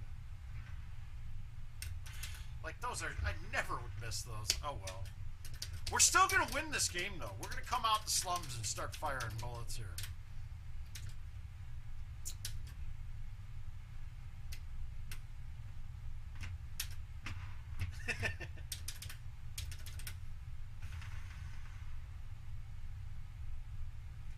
Right back at it.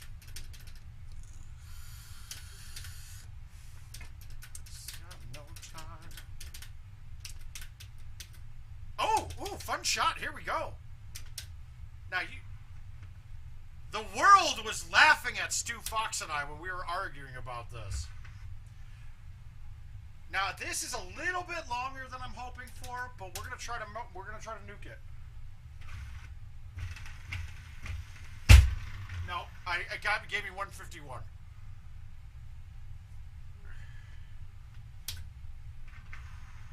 But guys, at 151, I was almost on.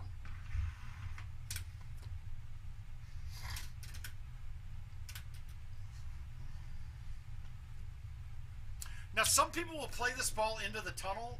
I, once again, think it's a terrible idea. I just knock it the hell up.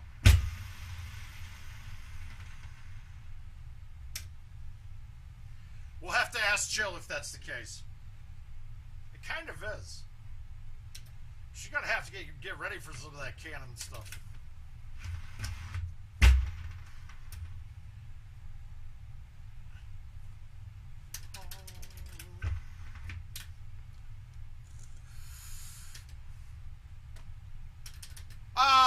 Well, I would like to use the first shot I want to hit on every hole is a thumb shot. I will say I've had to tone it down a bit. Yeah, it's going to come sometime in May.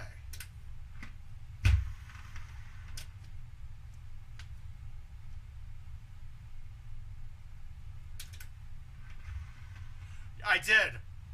Yeah, but I'm telling you right now, I've lost a lot of confidence in it because literally, like as we're speaking right now, I do not have any feeling whatsoever in my left hand. So when I try to thumb it, it's still a guessing game on where it's going to go. And that's not what I want. When I'm thumbing shots, it's because I know that's the right shot, and it should be good.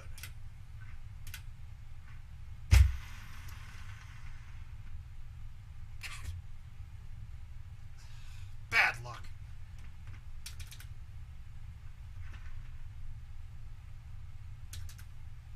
I thought I hit a great shot there. A little bit harder, that ball's perfect. One thumb doesn't work except shushing for me. I'm kind of shitting all over this setup.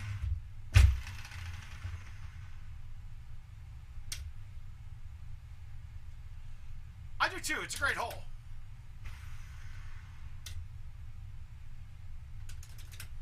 But that's where we have the Haas and Mize match where I think I hold out 2 holes prior to that. He hold out the next one.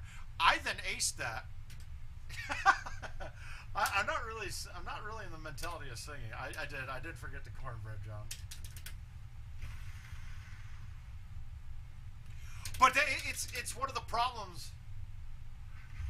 Yeah, see, McCook and I's games would be very, very similar. But like I said, I'm trying to adapt to not having really any feeling here.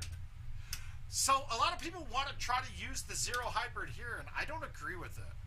If you just go with a low 5 or 4 wood, you could stay under the apex of this. This is actually a pretty bad setup as we go. I mean, this is as bad as it can get.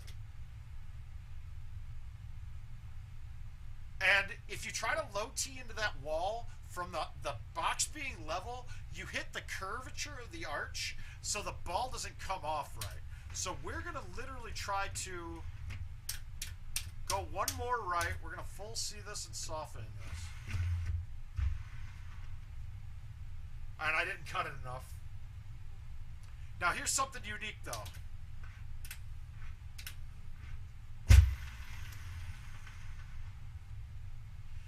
It doesn't make any sense why I can putt that.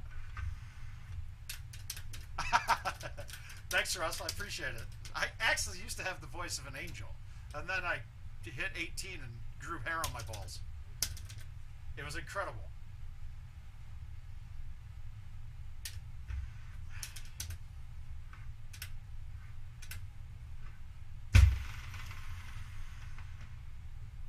Fuck. That's exactly what you don't want.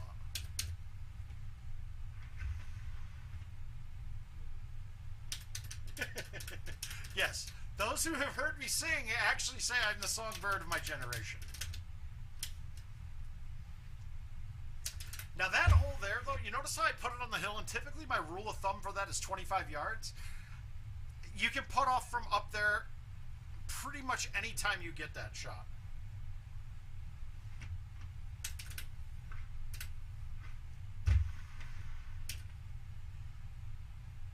That was bad. Wow.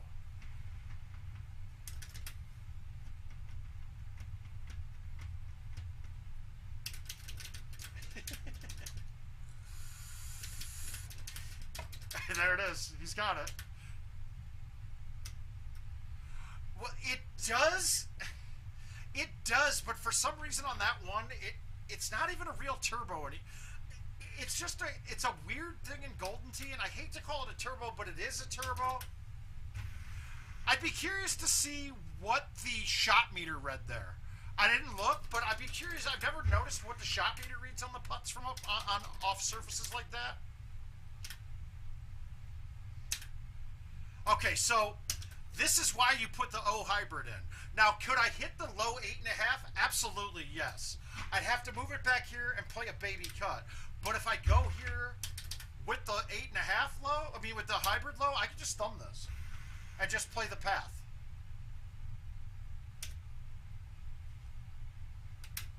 So it takes a shot that you had to be extremely skilled, a little bit lucky to do, and turns it into a smooth thumb shot.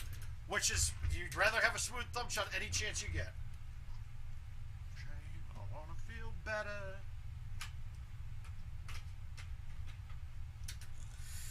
But, I mean, that was a shit round, and my score isn't too bad.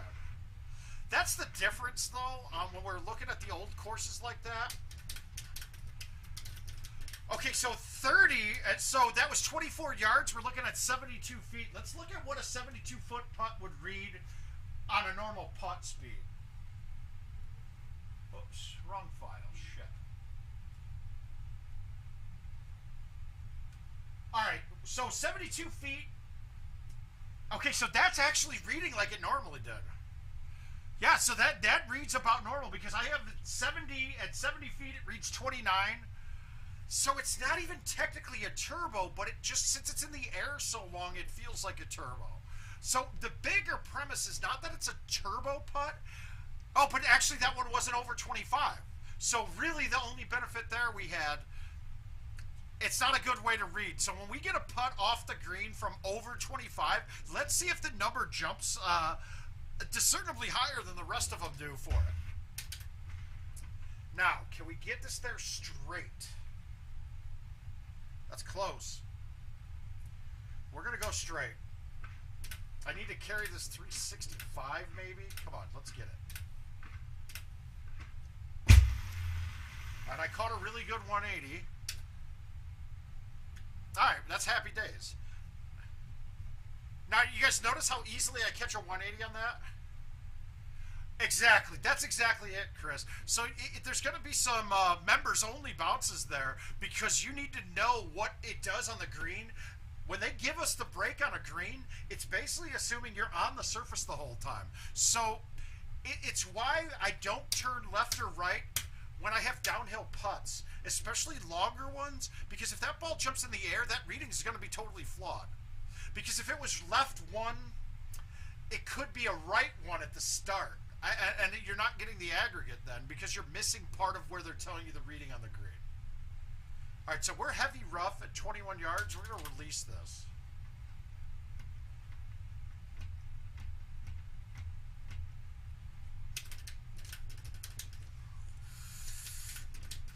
Now, I'd be willing to bet, though, that if we were over 25 yards, we'd have a higher MPH than what a putt would have read at that same point. I mean, a putt from a green surface. But that is actually right. That followed through right with the same numbers with the putter. So that technically wasn't a turbo. But we just know we can putt from up there because you got enough speed that it's getting over the hill. A lot of the times on those shorter ones than 25, since it's not giving you a boost, you're not clearing the obstacle in front of you. And whether it's an obstacle being rough, fringe, you're not getting to the green on a fly, so that it changes everything about it. I mean, we've all seen shots that we thought were going in, and it hits the fringe and changes the bounce completely, right? So it's that same theory with that on those longer putts from off the green. Oh my God. I feel a big Beals. I feel this is going to be like even so big it's going to be Danny Boy Beals.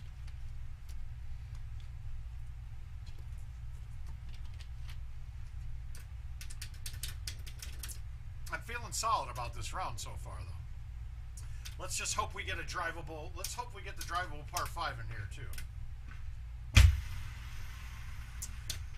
And we got to give this hole a lot of credit. This hole was the reason I figured out there was a glitch with the 120, because there was no reason that half these balls were coming up short and wet. That shot there, with the distance that we were at there, you had a 50-50 chance that that ball was going to clear that or not, and it wasn't based off of anything you were doing.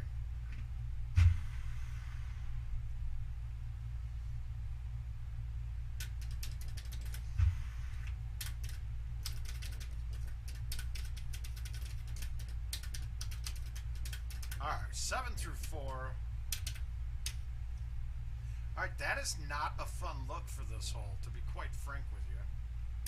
We're going to play it to stick it instead of going for be real tight. I don't really care where it goes up here. As long as I got a putt, it's better than anything else. Except that thing came off sideways. Fuck.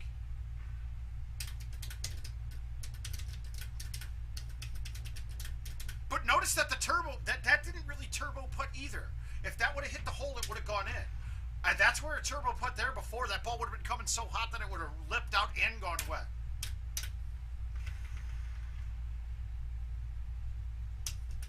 So you basically don't need to C-putt. That one I probably could have C-putted it and it would have made sense to, because at that distance they give you enough leeway that it will get there.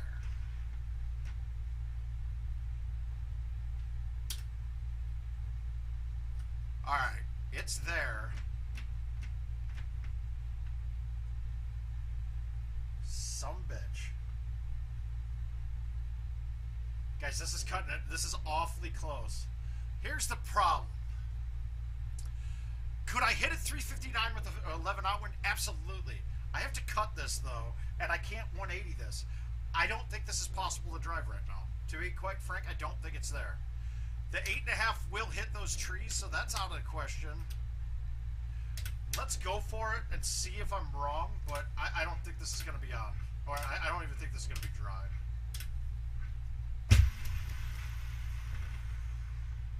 Yeah, I had the distance, but I couldn't get the line at the hole. It was stupid. I've given back all of the strokes I've earned. Damn it, damn it, damn it. Now, I knew better than to go for that, but we had to try it. I'm always bummed when I miss tournaments, especially after seeing it. But I also kind of think that it might be time to take a break from some of those. Look, it's great fun to do everything, to go to everything, to travel to every single thing, and it's awesome seeing everybody.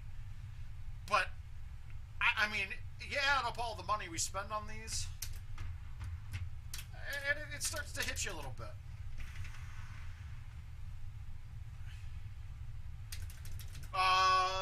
Nothing. There is no Chicago event, Paul. If you go to pgttour.com, you can look for all of those. The best you're going to do in Chicago is go hang out with John Turturro in Bolingbrook and go play some games with him. Maybe hit the little 4th place World's finisher and Brandon Robinson.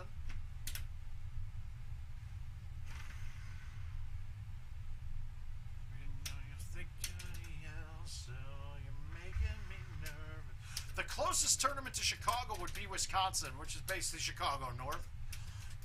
And that's coming up on the 18th.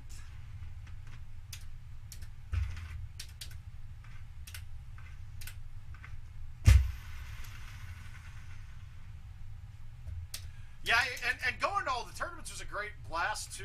When I had a bunch of disposable income, this year's kind of taken a hit on me a bit.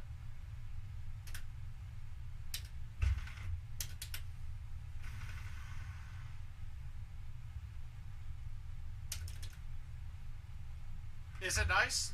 And I think they just got PGAs there too, right? On the surface. This was also another scary shot when the 120 glitch was still there. I really wish, though, when we were figuring it out, and I was working on it with the gentleman from IT, that I would have noticed and caught that A1s and C3s have become less responsive. Now, like I've said it 100 times, would I choose to have the 120 glitch or being able to hit a C3 or A1 158 every single time? The answer is absolutely like it the way it is now, because that could affect you on any shot you were hitting.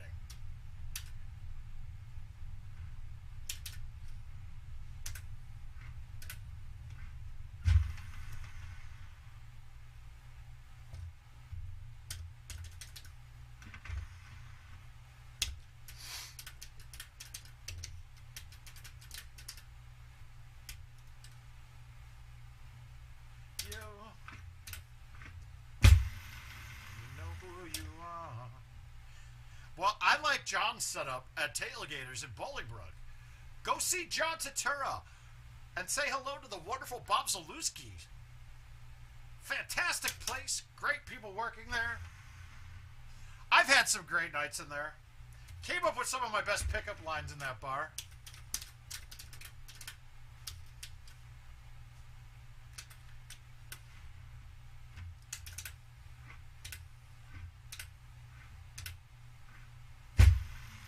Now, Paul, are you playing a lot of the PGA courses, or are you playing just a lot of the machines? We could have got so high. It is the best play. That John knows my pickup lines.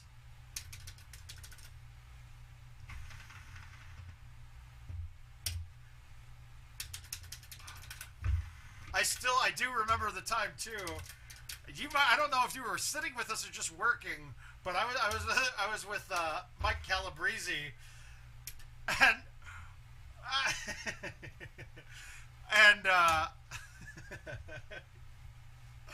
some girl that used to be like a late night booty call for me got proposed to by some guy, and like the music stops and all you hear me go, why is he proposing to her? I used to fist that girl. It was pretty bad. Obviously, these are the stories from before my wife, so I'm allowed to say them. Everything beautiful. Yeah, so the courses, guys. Now, I was actually, once again, we'll go back to an Adam. I'm going to name drop on you here, but I was having a conversation with Adam Kramer about this, and I honestly thought, that they had the PGA set to casual play still. The problem is the greens have to be the way they are, because the way that Golden Tee is set up, they can't have the multiple breaks on it without a total revamp of the putting system. And they weren't about to do that, right?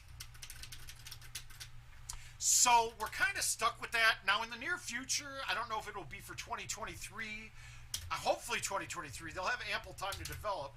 But there'll be a revamp of the putting that will allow them to start using the same exact textures and green slopes that the PGA courses have, which would be kind of awesome. That would be a totally different dynamic for the game, and I think it needs it. But please, guys, just remember, the PGA courses aren't designed for those of you with the 20 handicap and higher. Like, yeah, you're going to think they're basic as shit, dude. And they are. They're designed for the people that don't have a 20 handicap, and we want them to start playing. So all of us have a duty not to just please that booty, but to, if you see a group of guys that looks like they just started, give them a hand, man. Help them out. Teach them some stuff. I know we're going to be pissed when we got a bunch of noobs on our machine for hours at a time playing 4-player sets. Do your best to get involved. Get in a game with them. Talk to them. Strike up that convo, man. We got to start getting younger, man. I know we got Gomez's son in here. He's young. He's getting there. He can play. He's kicking ass in the word of mouth tournament. It was in the bright light. But take that bit of time, man. Yeah, and I gotta get, well, it's okay. You gotta judge it. You gotta judge it right. I've taken some people for some cash on the side, and every time I do, I normally buy them drinks the rest of the night. Oh, unless they're total dude. What the fuck? Pay attention, idiot.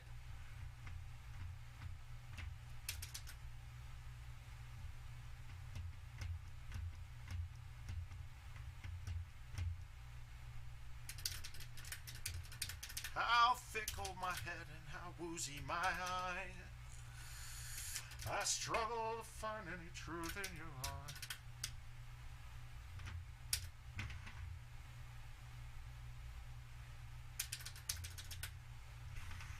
Don't know. Oh, bad thumbs. Yuck.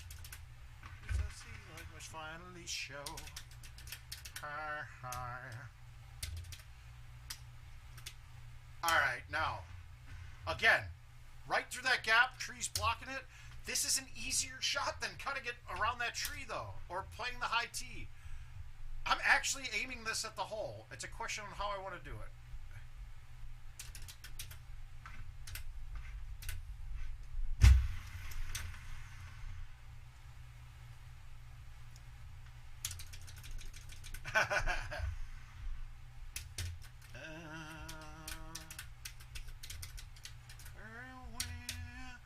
What would be interesting to find out is if they're still divisioning off the PGA courses, or is it all one division?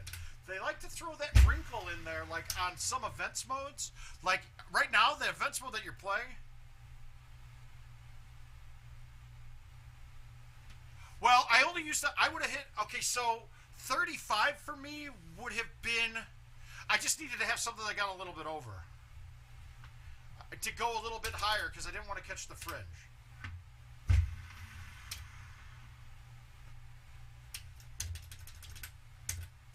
But remember, Russ, I'm also hitting my chushes right at the minimum. I'm hitting them at 35 miles per hour. Unless I really need to get some more sauce on it. And it helps me, and it also can limit me, though. Like, I've started getting it to where I can get it straight at 45s. You and that's your life. Now, I know we've talked about this before, but this is going to offset. Wow, okay, I thought for sure that was going to offset me. I must be low enough. Now, the reason why it will offset you on this hole sometimes is because the club that it thinks that you should be hitting would be hitting an obstacle on the line of the pin. Now, this is telling me right now that the 5-iron with no backspin would stay underneath that, so I'm safe. My best non-Freaky Friday score is, I think, 36.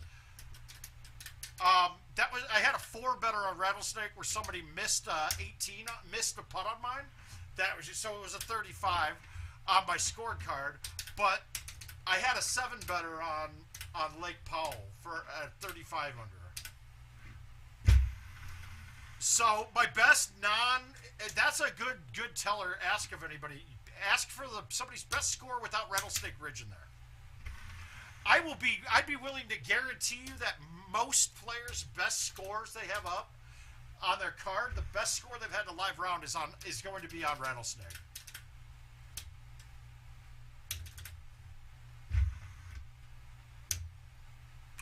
Well, and there would be some argument here, but there is no argument.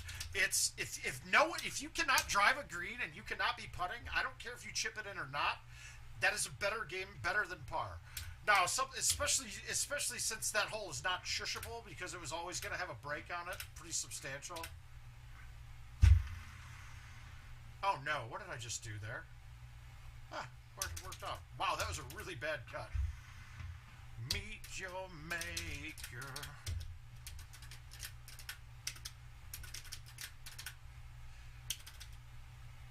And I can pretty much substantially make that point because it was a 6-man invite. It was Lance Harris and Brian Bernhardt in there, and Bernhardt was playing streaks on Lake Powell, and he didn't even get it to the hole on 10 or 11, whichever the one that was drivable sometimes. I didn't get it there either, but he got points on it. He got points on his chip, and I did not. No, it's 35 is the lowest it can read. 35 miles per hour is the minimum that the shot meter will read. And I really, honestly, I don't like the chush. I think it should go away. And I think that, and even though I've gotten quite superb with it lately, and a really quick fix would be to limit make the.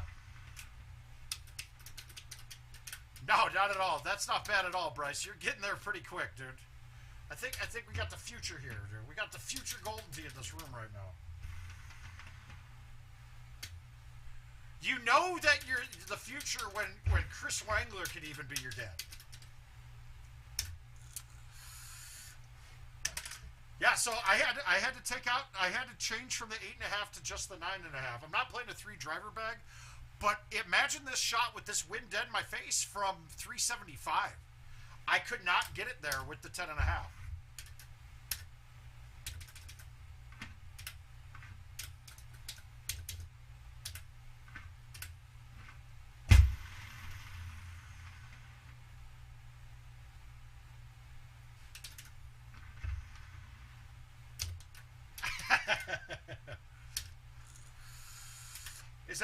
Is that Chris Jersic? Because he's still a little bit older.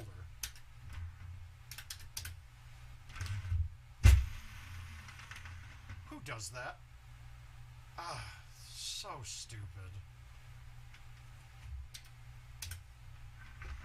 That was terrible. How dumb am I? Gotcha.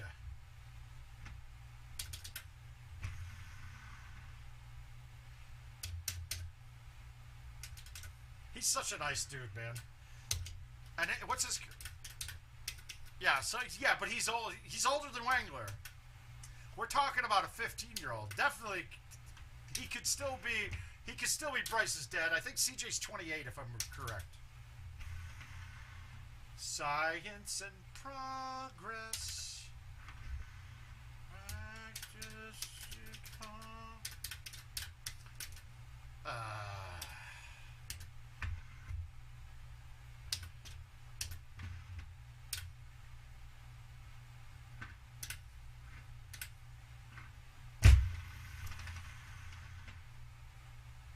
Goals, 27 Al? Alright, good man. Al's here watching in the background. He's watching in the background, bagging out events, I'm guaranteeing. Right, Al? Alright, let's go. You guys got to choose these last ones here for me. I got one more in me. Let's see what we got available.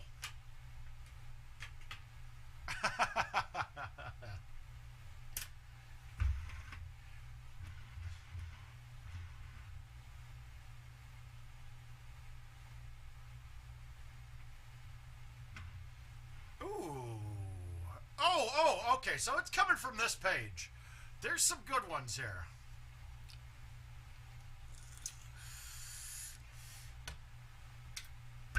So, we got a choice. You want Elkhorn, Coral, Volcano, or Bella, or Woodland. or Bayou. You guys, Crawdaddy. Did I see a Crawdaddy in there? I didn't see a Crawdad, did I? No, no Craw, no Craw. Okay, guys, we're looking at the board right now. I'm not playing. I'm not going to play something.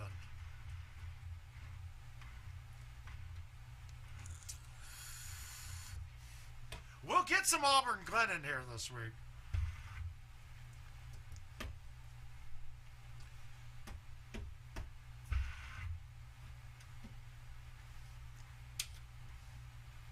Bella it is. Thank you, RJ. There we go. Somebody understood the question. He understood the assignment.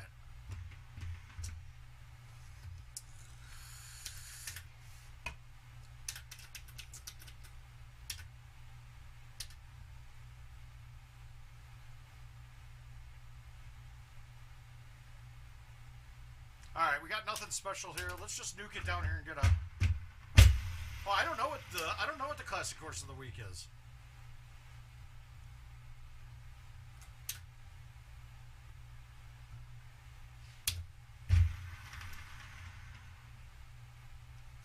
God damn, dude. That's like the 4th time I've holed out 1 tonight, I think. And I said earlier, I was like, I don't ever hole out 1.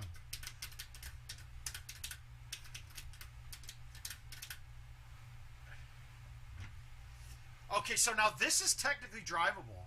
You can get some crazy-ass ramps on this and get this on. I don't see it here, and I'm not even going to screw with it. I want to have a nice iron coming in that I can flip this with release right at it. Okay, actually, we're going to flip it with roll.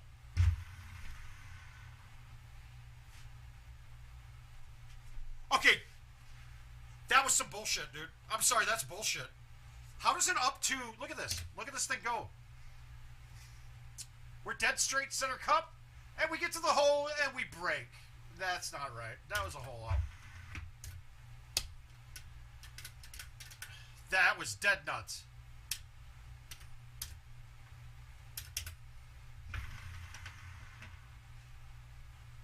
Did your feeling go both ways?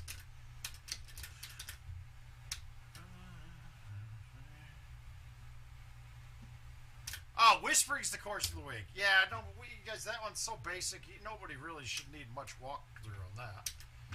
All right, we're going to go for this. We're going to go for the hole.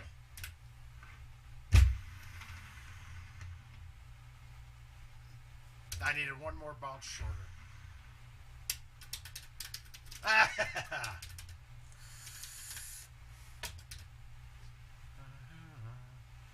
See, now this setup before, I would have just knocked this down. I would have just hit a big banger and knocked that way up in there. But there's blades of grass now when you have the newer video cards. So that shot can leave you in Fucksville.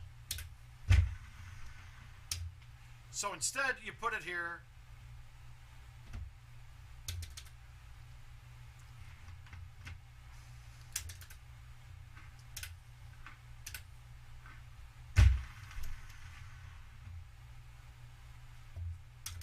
Yeah, I don't know. I mean, you find them quite a bit, and that one was trickling towards the cup. But it had roll on it. I don't know why that was even trickling. Nothing was right on that. All right, let's see if we can get it to do it again. Nope.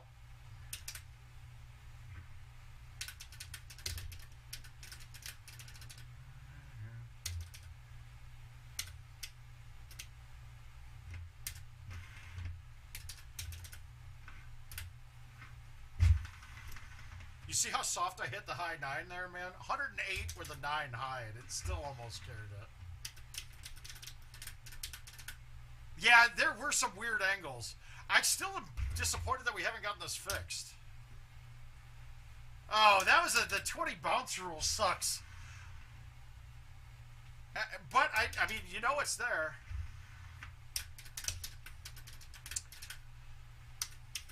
Well, on the short ones, I don't like fucking with it too much. You guys learned this shot. No, don't learn it to do that. Okay, good. Hit it into the hill with a forward. Bite spin it most of the time.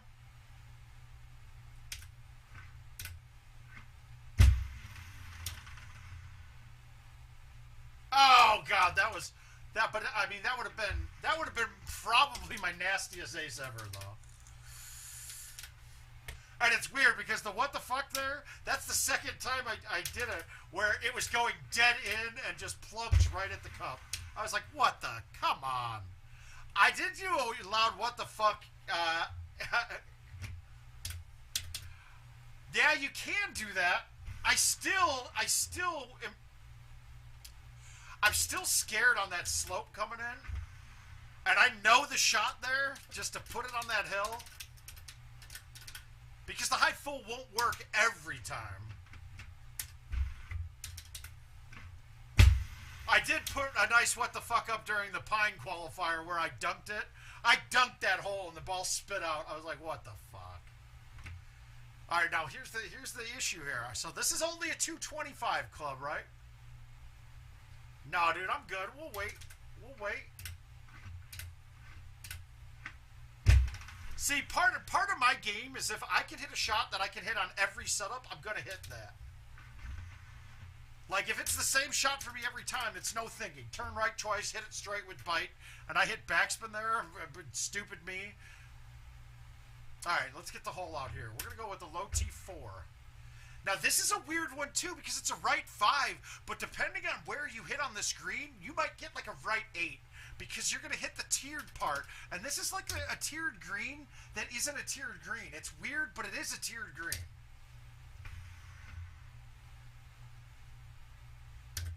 Yeah, like that turned around and went forward again. All right.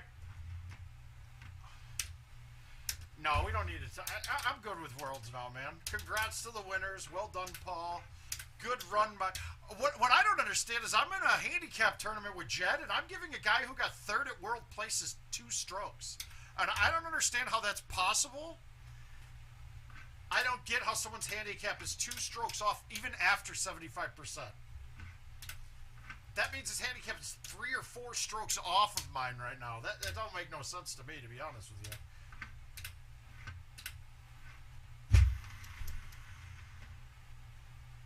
I always go to this island because you can get it from any tee box and you get the same shot on the second shot every time. So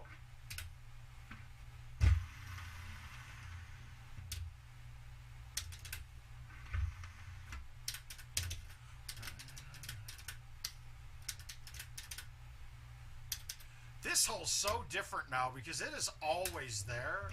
This isn't a good look though today at all.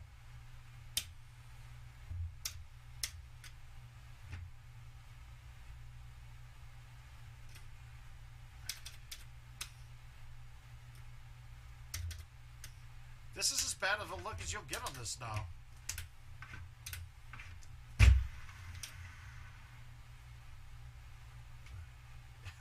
Yeah, without T-Zal, it was even a more... It's a great course. A very well-designed course. God damn, even the par 3s are ugly. I mean, you don't expect to get to hole 15... to get a par 3 that you're like praying to God you can stick. That's not typical.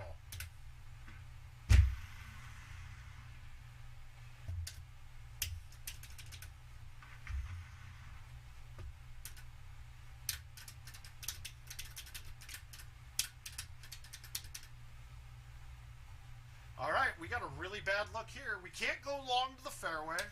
We're really offset here. This is bad.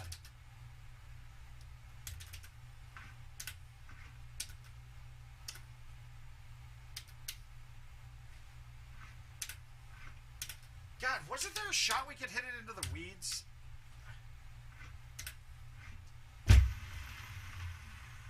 Or we could just hit it perfect. Ah!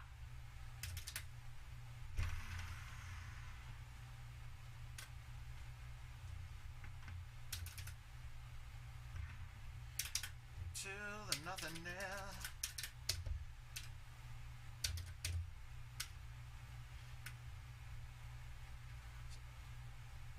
Oh, it's a great course for match play because it's never over, dude.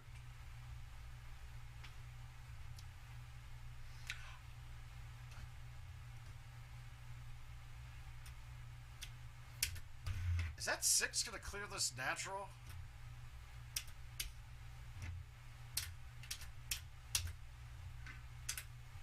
Well, they could be, but you had to get the line just right, too, I thought.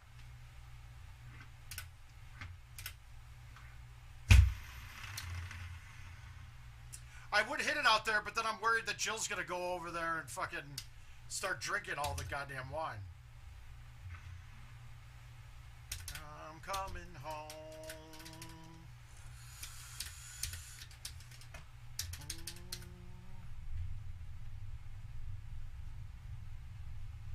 It's Petra. The first course is called Petra something or other. I don't have any reactions as of yet. I do like the stone type courses. I hope it's not a whole bunch of banking shit though. That would piss me off.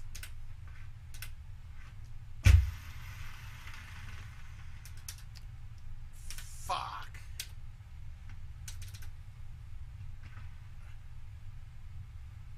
I think a 26 will win this most of the time though. That was a one better going into. Par on that course is 27. Shit. Alright, last game. I think we'll go with one of the other ones right around that spot. Thanks, Al. Something to see.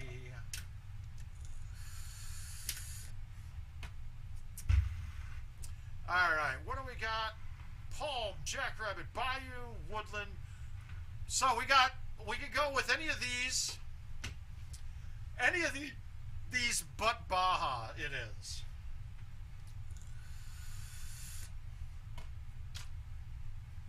And then it's off to upstairs to go play some Elden Ring. So you guys make a pick, and we'll go at it. I know we heard a Bayou before. We're going to get a Bayou again here. Mommy, I'm coming home. I'm going to grab a water.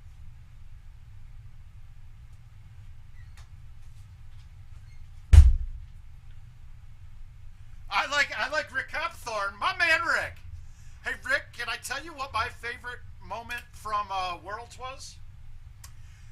I believe I was playing my match against McCook, and I was getting kind of frustrated, machine moving around, and I looked down and watched you hanging with Jordan Scott the whole time, and you two were nerd bonering out, like, all over that goddamn mobile game, dude. And that's the moment, my takeaway from Worlds. That was my favorite part, and I love you for it, my man.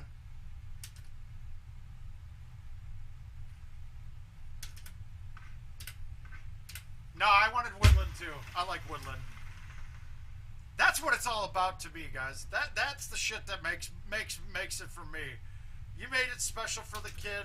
I mean, we've all jumped in with Jordan. I'm sure we've given him some special times, but fuck, dude, that was awesome. I loved it.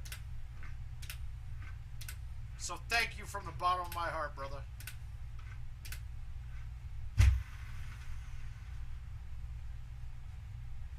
Arkansas.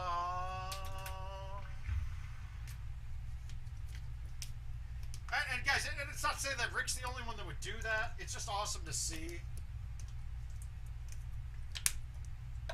And really, guys, that's the purveying attitude. That's the purveying attitude that most players are going to get. So if you guys got questions about anything, don't hesitate to ask a player. You're never going to get somebody that, well, I mean, you might get somebody who's an asshole, but for the most part, that shit doesn't happen, and you're going to end up having the time of your life. So make your way out to an event, whether it's local or anything else. No, we haven't got one yet.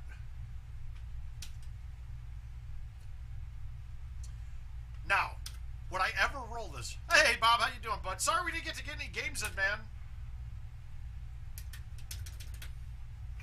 Now, I would never be hitting release with a forward on that, but look at how fast it dies with the rain.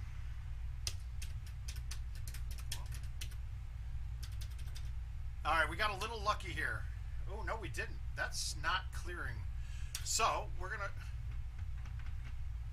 go with a roll driver. And we're gonna overhit the shit. No, I'm not gonna be in Sussex, Robert. I'm having back surgery here in a couple days.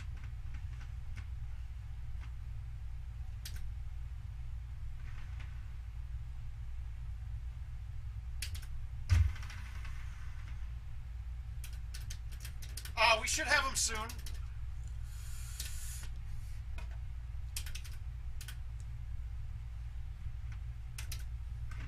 But at least you know that next time you'll get a game. Next time you see me, you will get a game with me, and I should be a fucking healthy ass mouth with a new back. I'm getting that backy out of me. I'm well, now that my surgery got moved up to Wednesday, I'm kind of contemplating going up and just hanging out.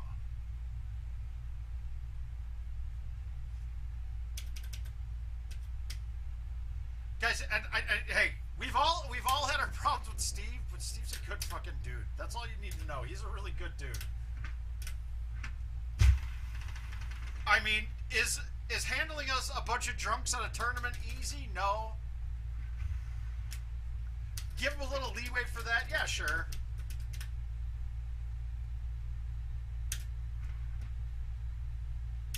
And it's not even people I don't care for. It's not even about caring for them. As long as somebody's intention is to get better at GoldenTee for one, and to not fuck everyone over, I'm gonna try, Bryce. We'll see. I can't drive for certain, so I would have to bring Jill and the dogs, and I just don't know if we want to make a 3-hour drive. I just don't know how comfortable I'll be.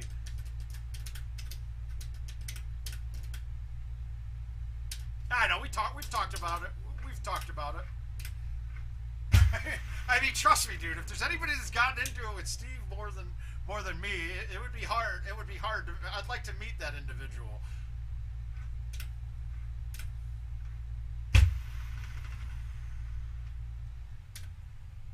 But we both still keep coming out. We still keep coming out because we both know that we're both good people at heart, and that's all that matters.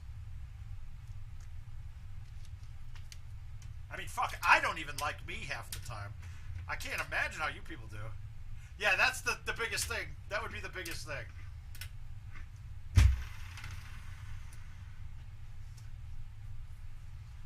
And really, not being out of commission for up to 8 weeks with this shit, I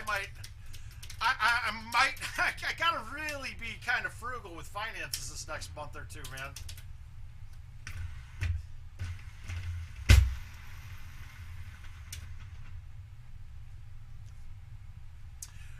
I might have to get a whole bunch of guys. We might just do all thumb streaming and see if I could get. I might get only par 3 invites for the next month. Y'all take what is yours and I'll take mine.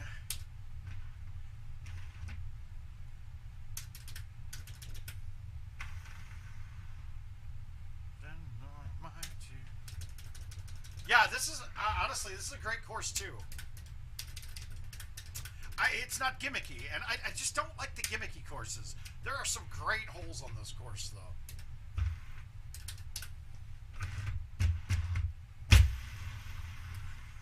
On the news. Hi, Sean. How you doing, buddy?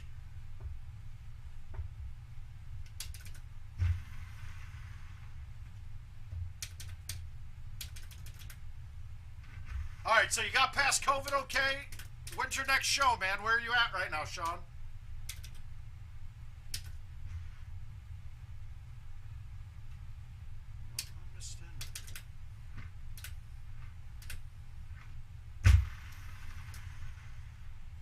So make your sirens call and pray, and all you want, I will not hear what you have to say, 'cause Alright, we're going to show you guys the other way to play this, right? So, you can go through the gap. Right now, I don't have a club that's going to be perfect. So, I'm going to hit the 8.5 driver, but I'm going to hit it right into the leaves. Ah, Springfield. I didn't want to hit the second branch. I didn't hit it hard enough. And really, it should be with the 9.5 driver. I won't let you choke on the noose around my neck. Heading to New York, all right. Giddy up.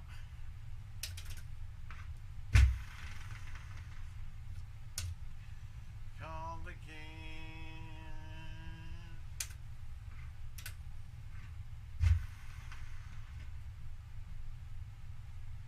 Oh, come on. That's got a dip, dive, duck, dodge, dip, dive, dodge. It's the 7 Ds of Golden Tee. All right, we got a unique look here. We can't go to the strip, so now we're going to have to play this to the right where my arrow is right now. Question is, how are we going to get it there?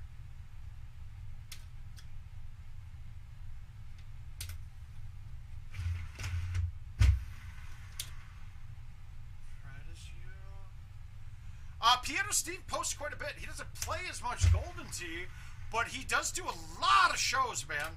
I think he's down south right now. He's still living in Texas, I believe. I haven't gotten... I got to barely talk to him when we were setting up for the Meals on Wheels thing, because he did a whole set for us. But I haven't gotten to see him or talk to him in a bit. It's an unfortunate miss.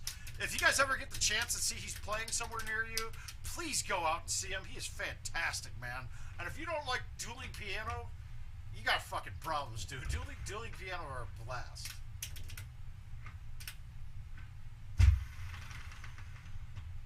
I mean, whenever I get the chance, I hit the Shout House in Minneapolis. That's where Steve used to play when he lived in Minneapolis. But enough of Steve, enough of the back. I'm going to go upstairs and play some Elden Ring. If anybody's playing that game right now and they want to join up, it's still the same mouth that you see on YouTube, the Mouth 411. I'm on PlayStation Network too, so join up, hit me up. Creative? In what regard? I mean, I'm still not gonna. I'm gonna humble brag, but yes, I come up with shots. I come up with some shit. But creative-wise, I'd probably go with Paul Taylor, man.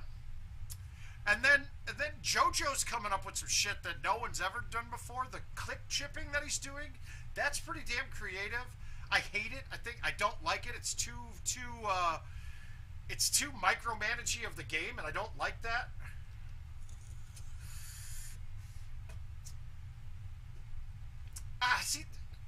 See, NEG's hitting shots that are unnecessary shots, dude.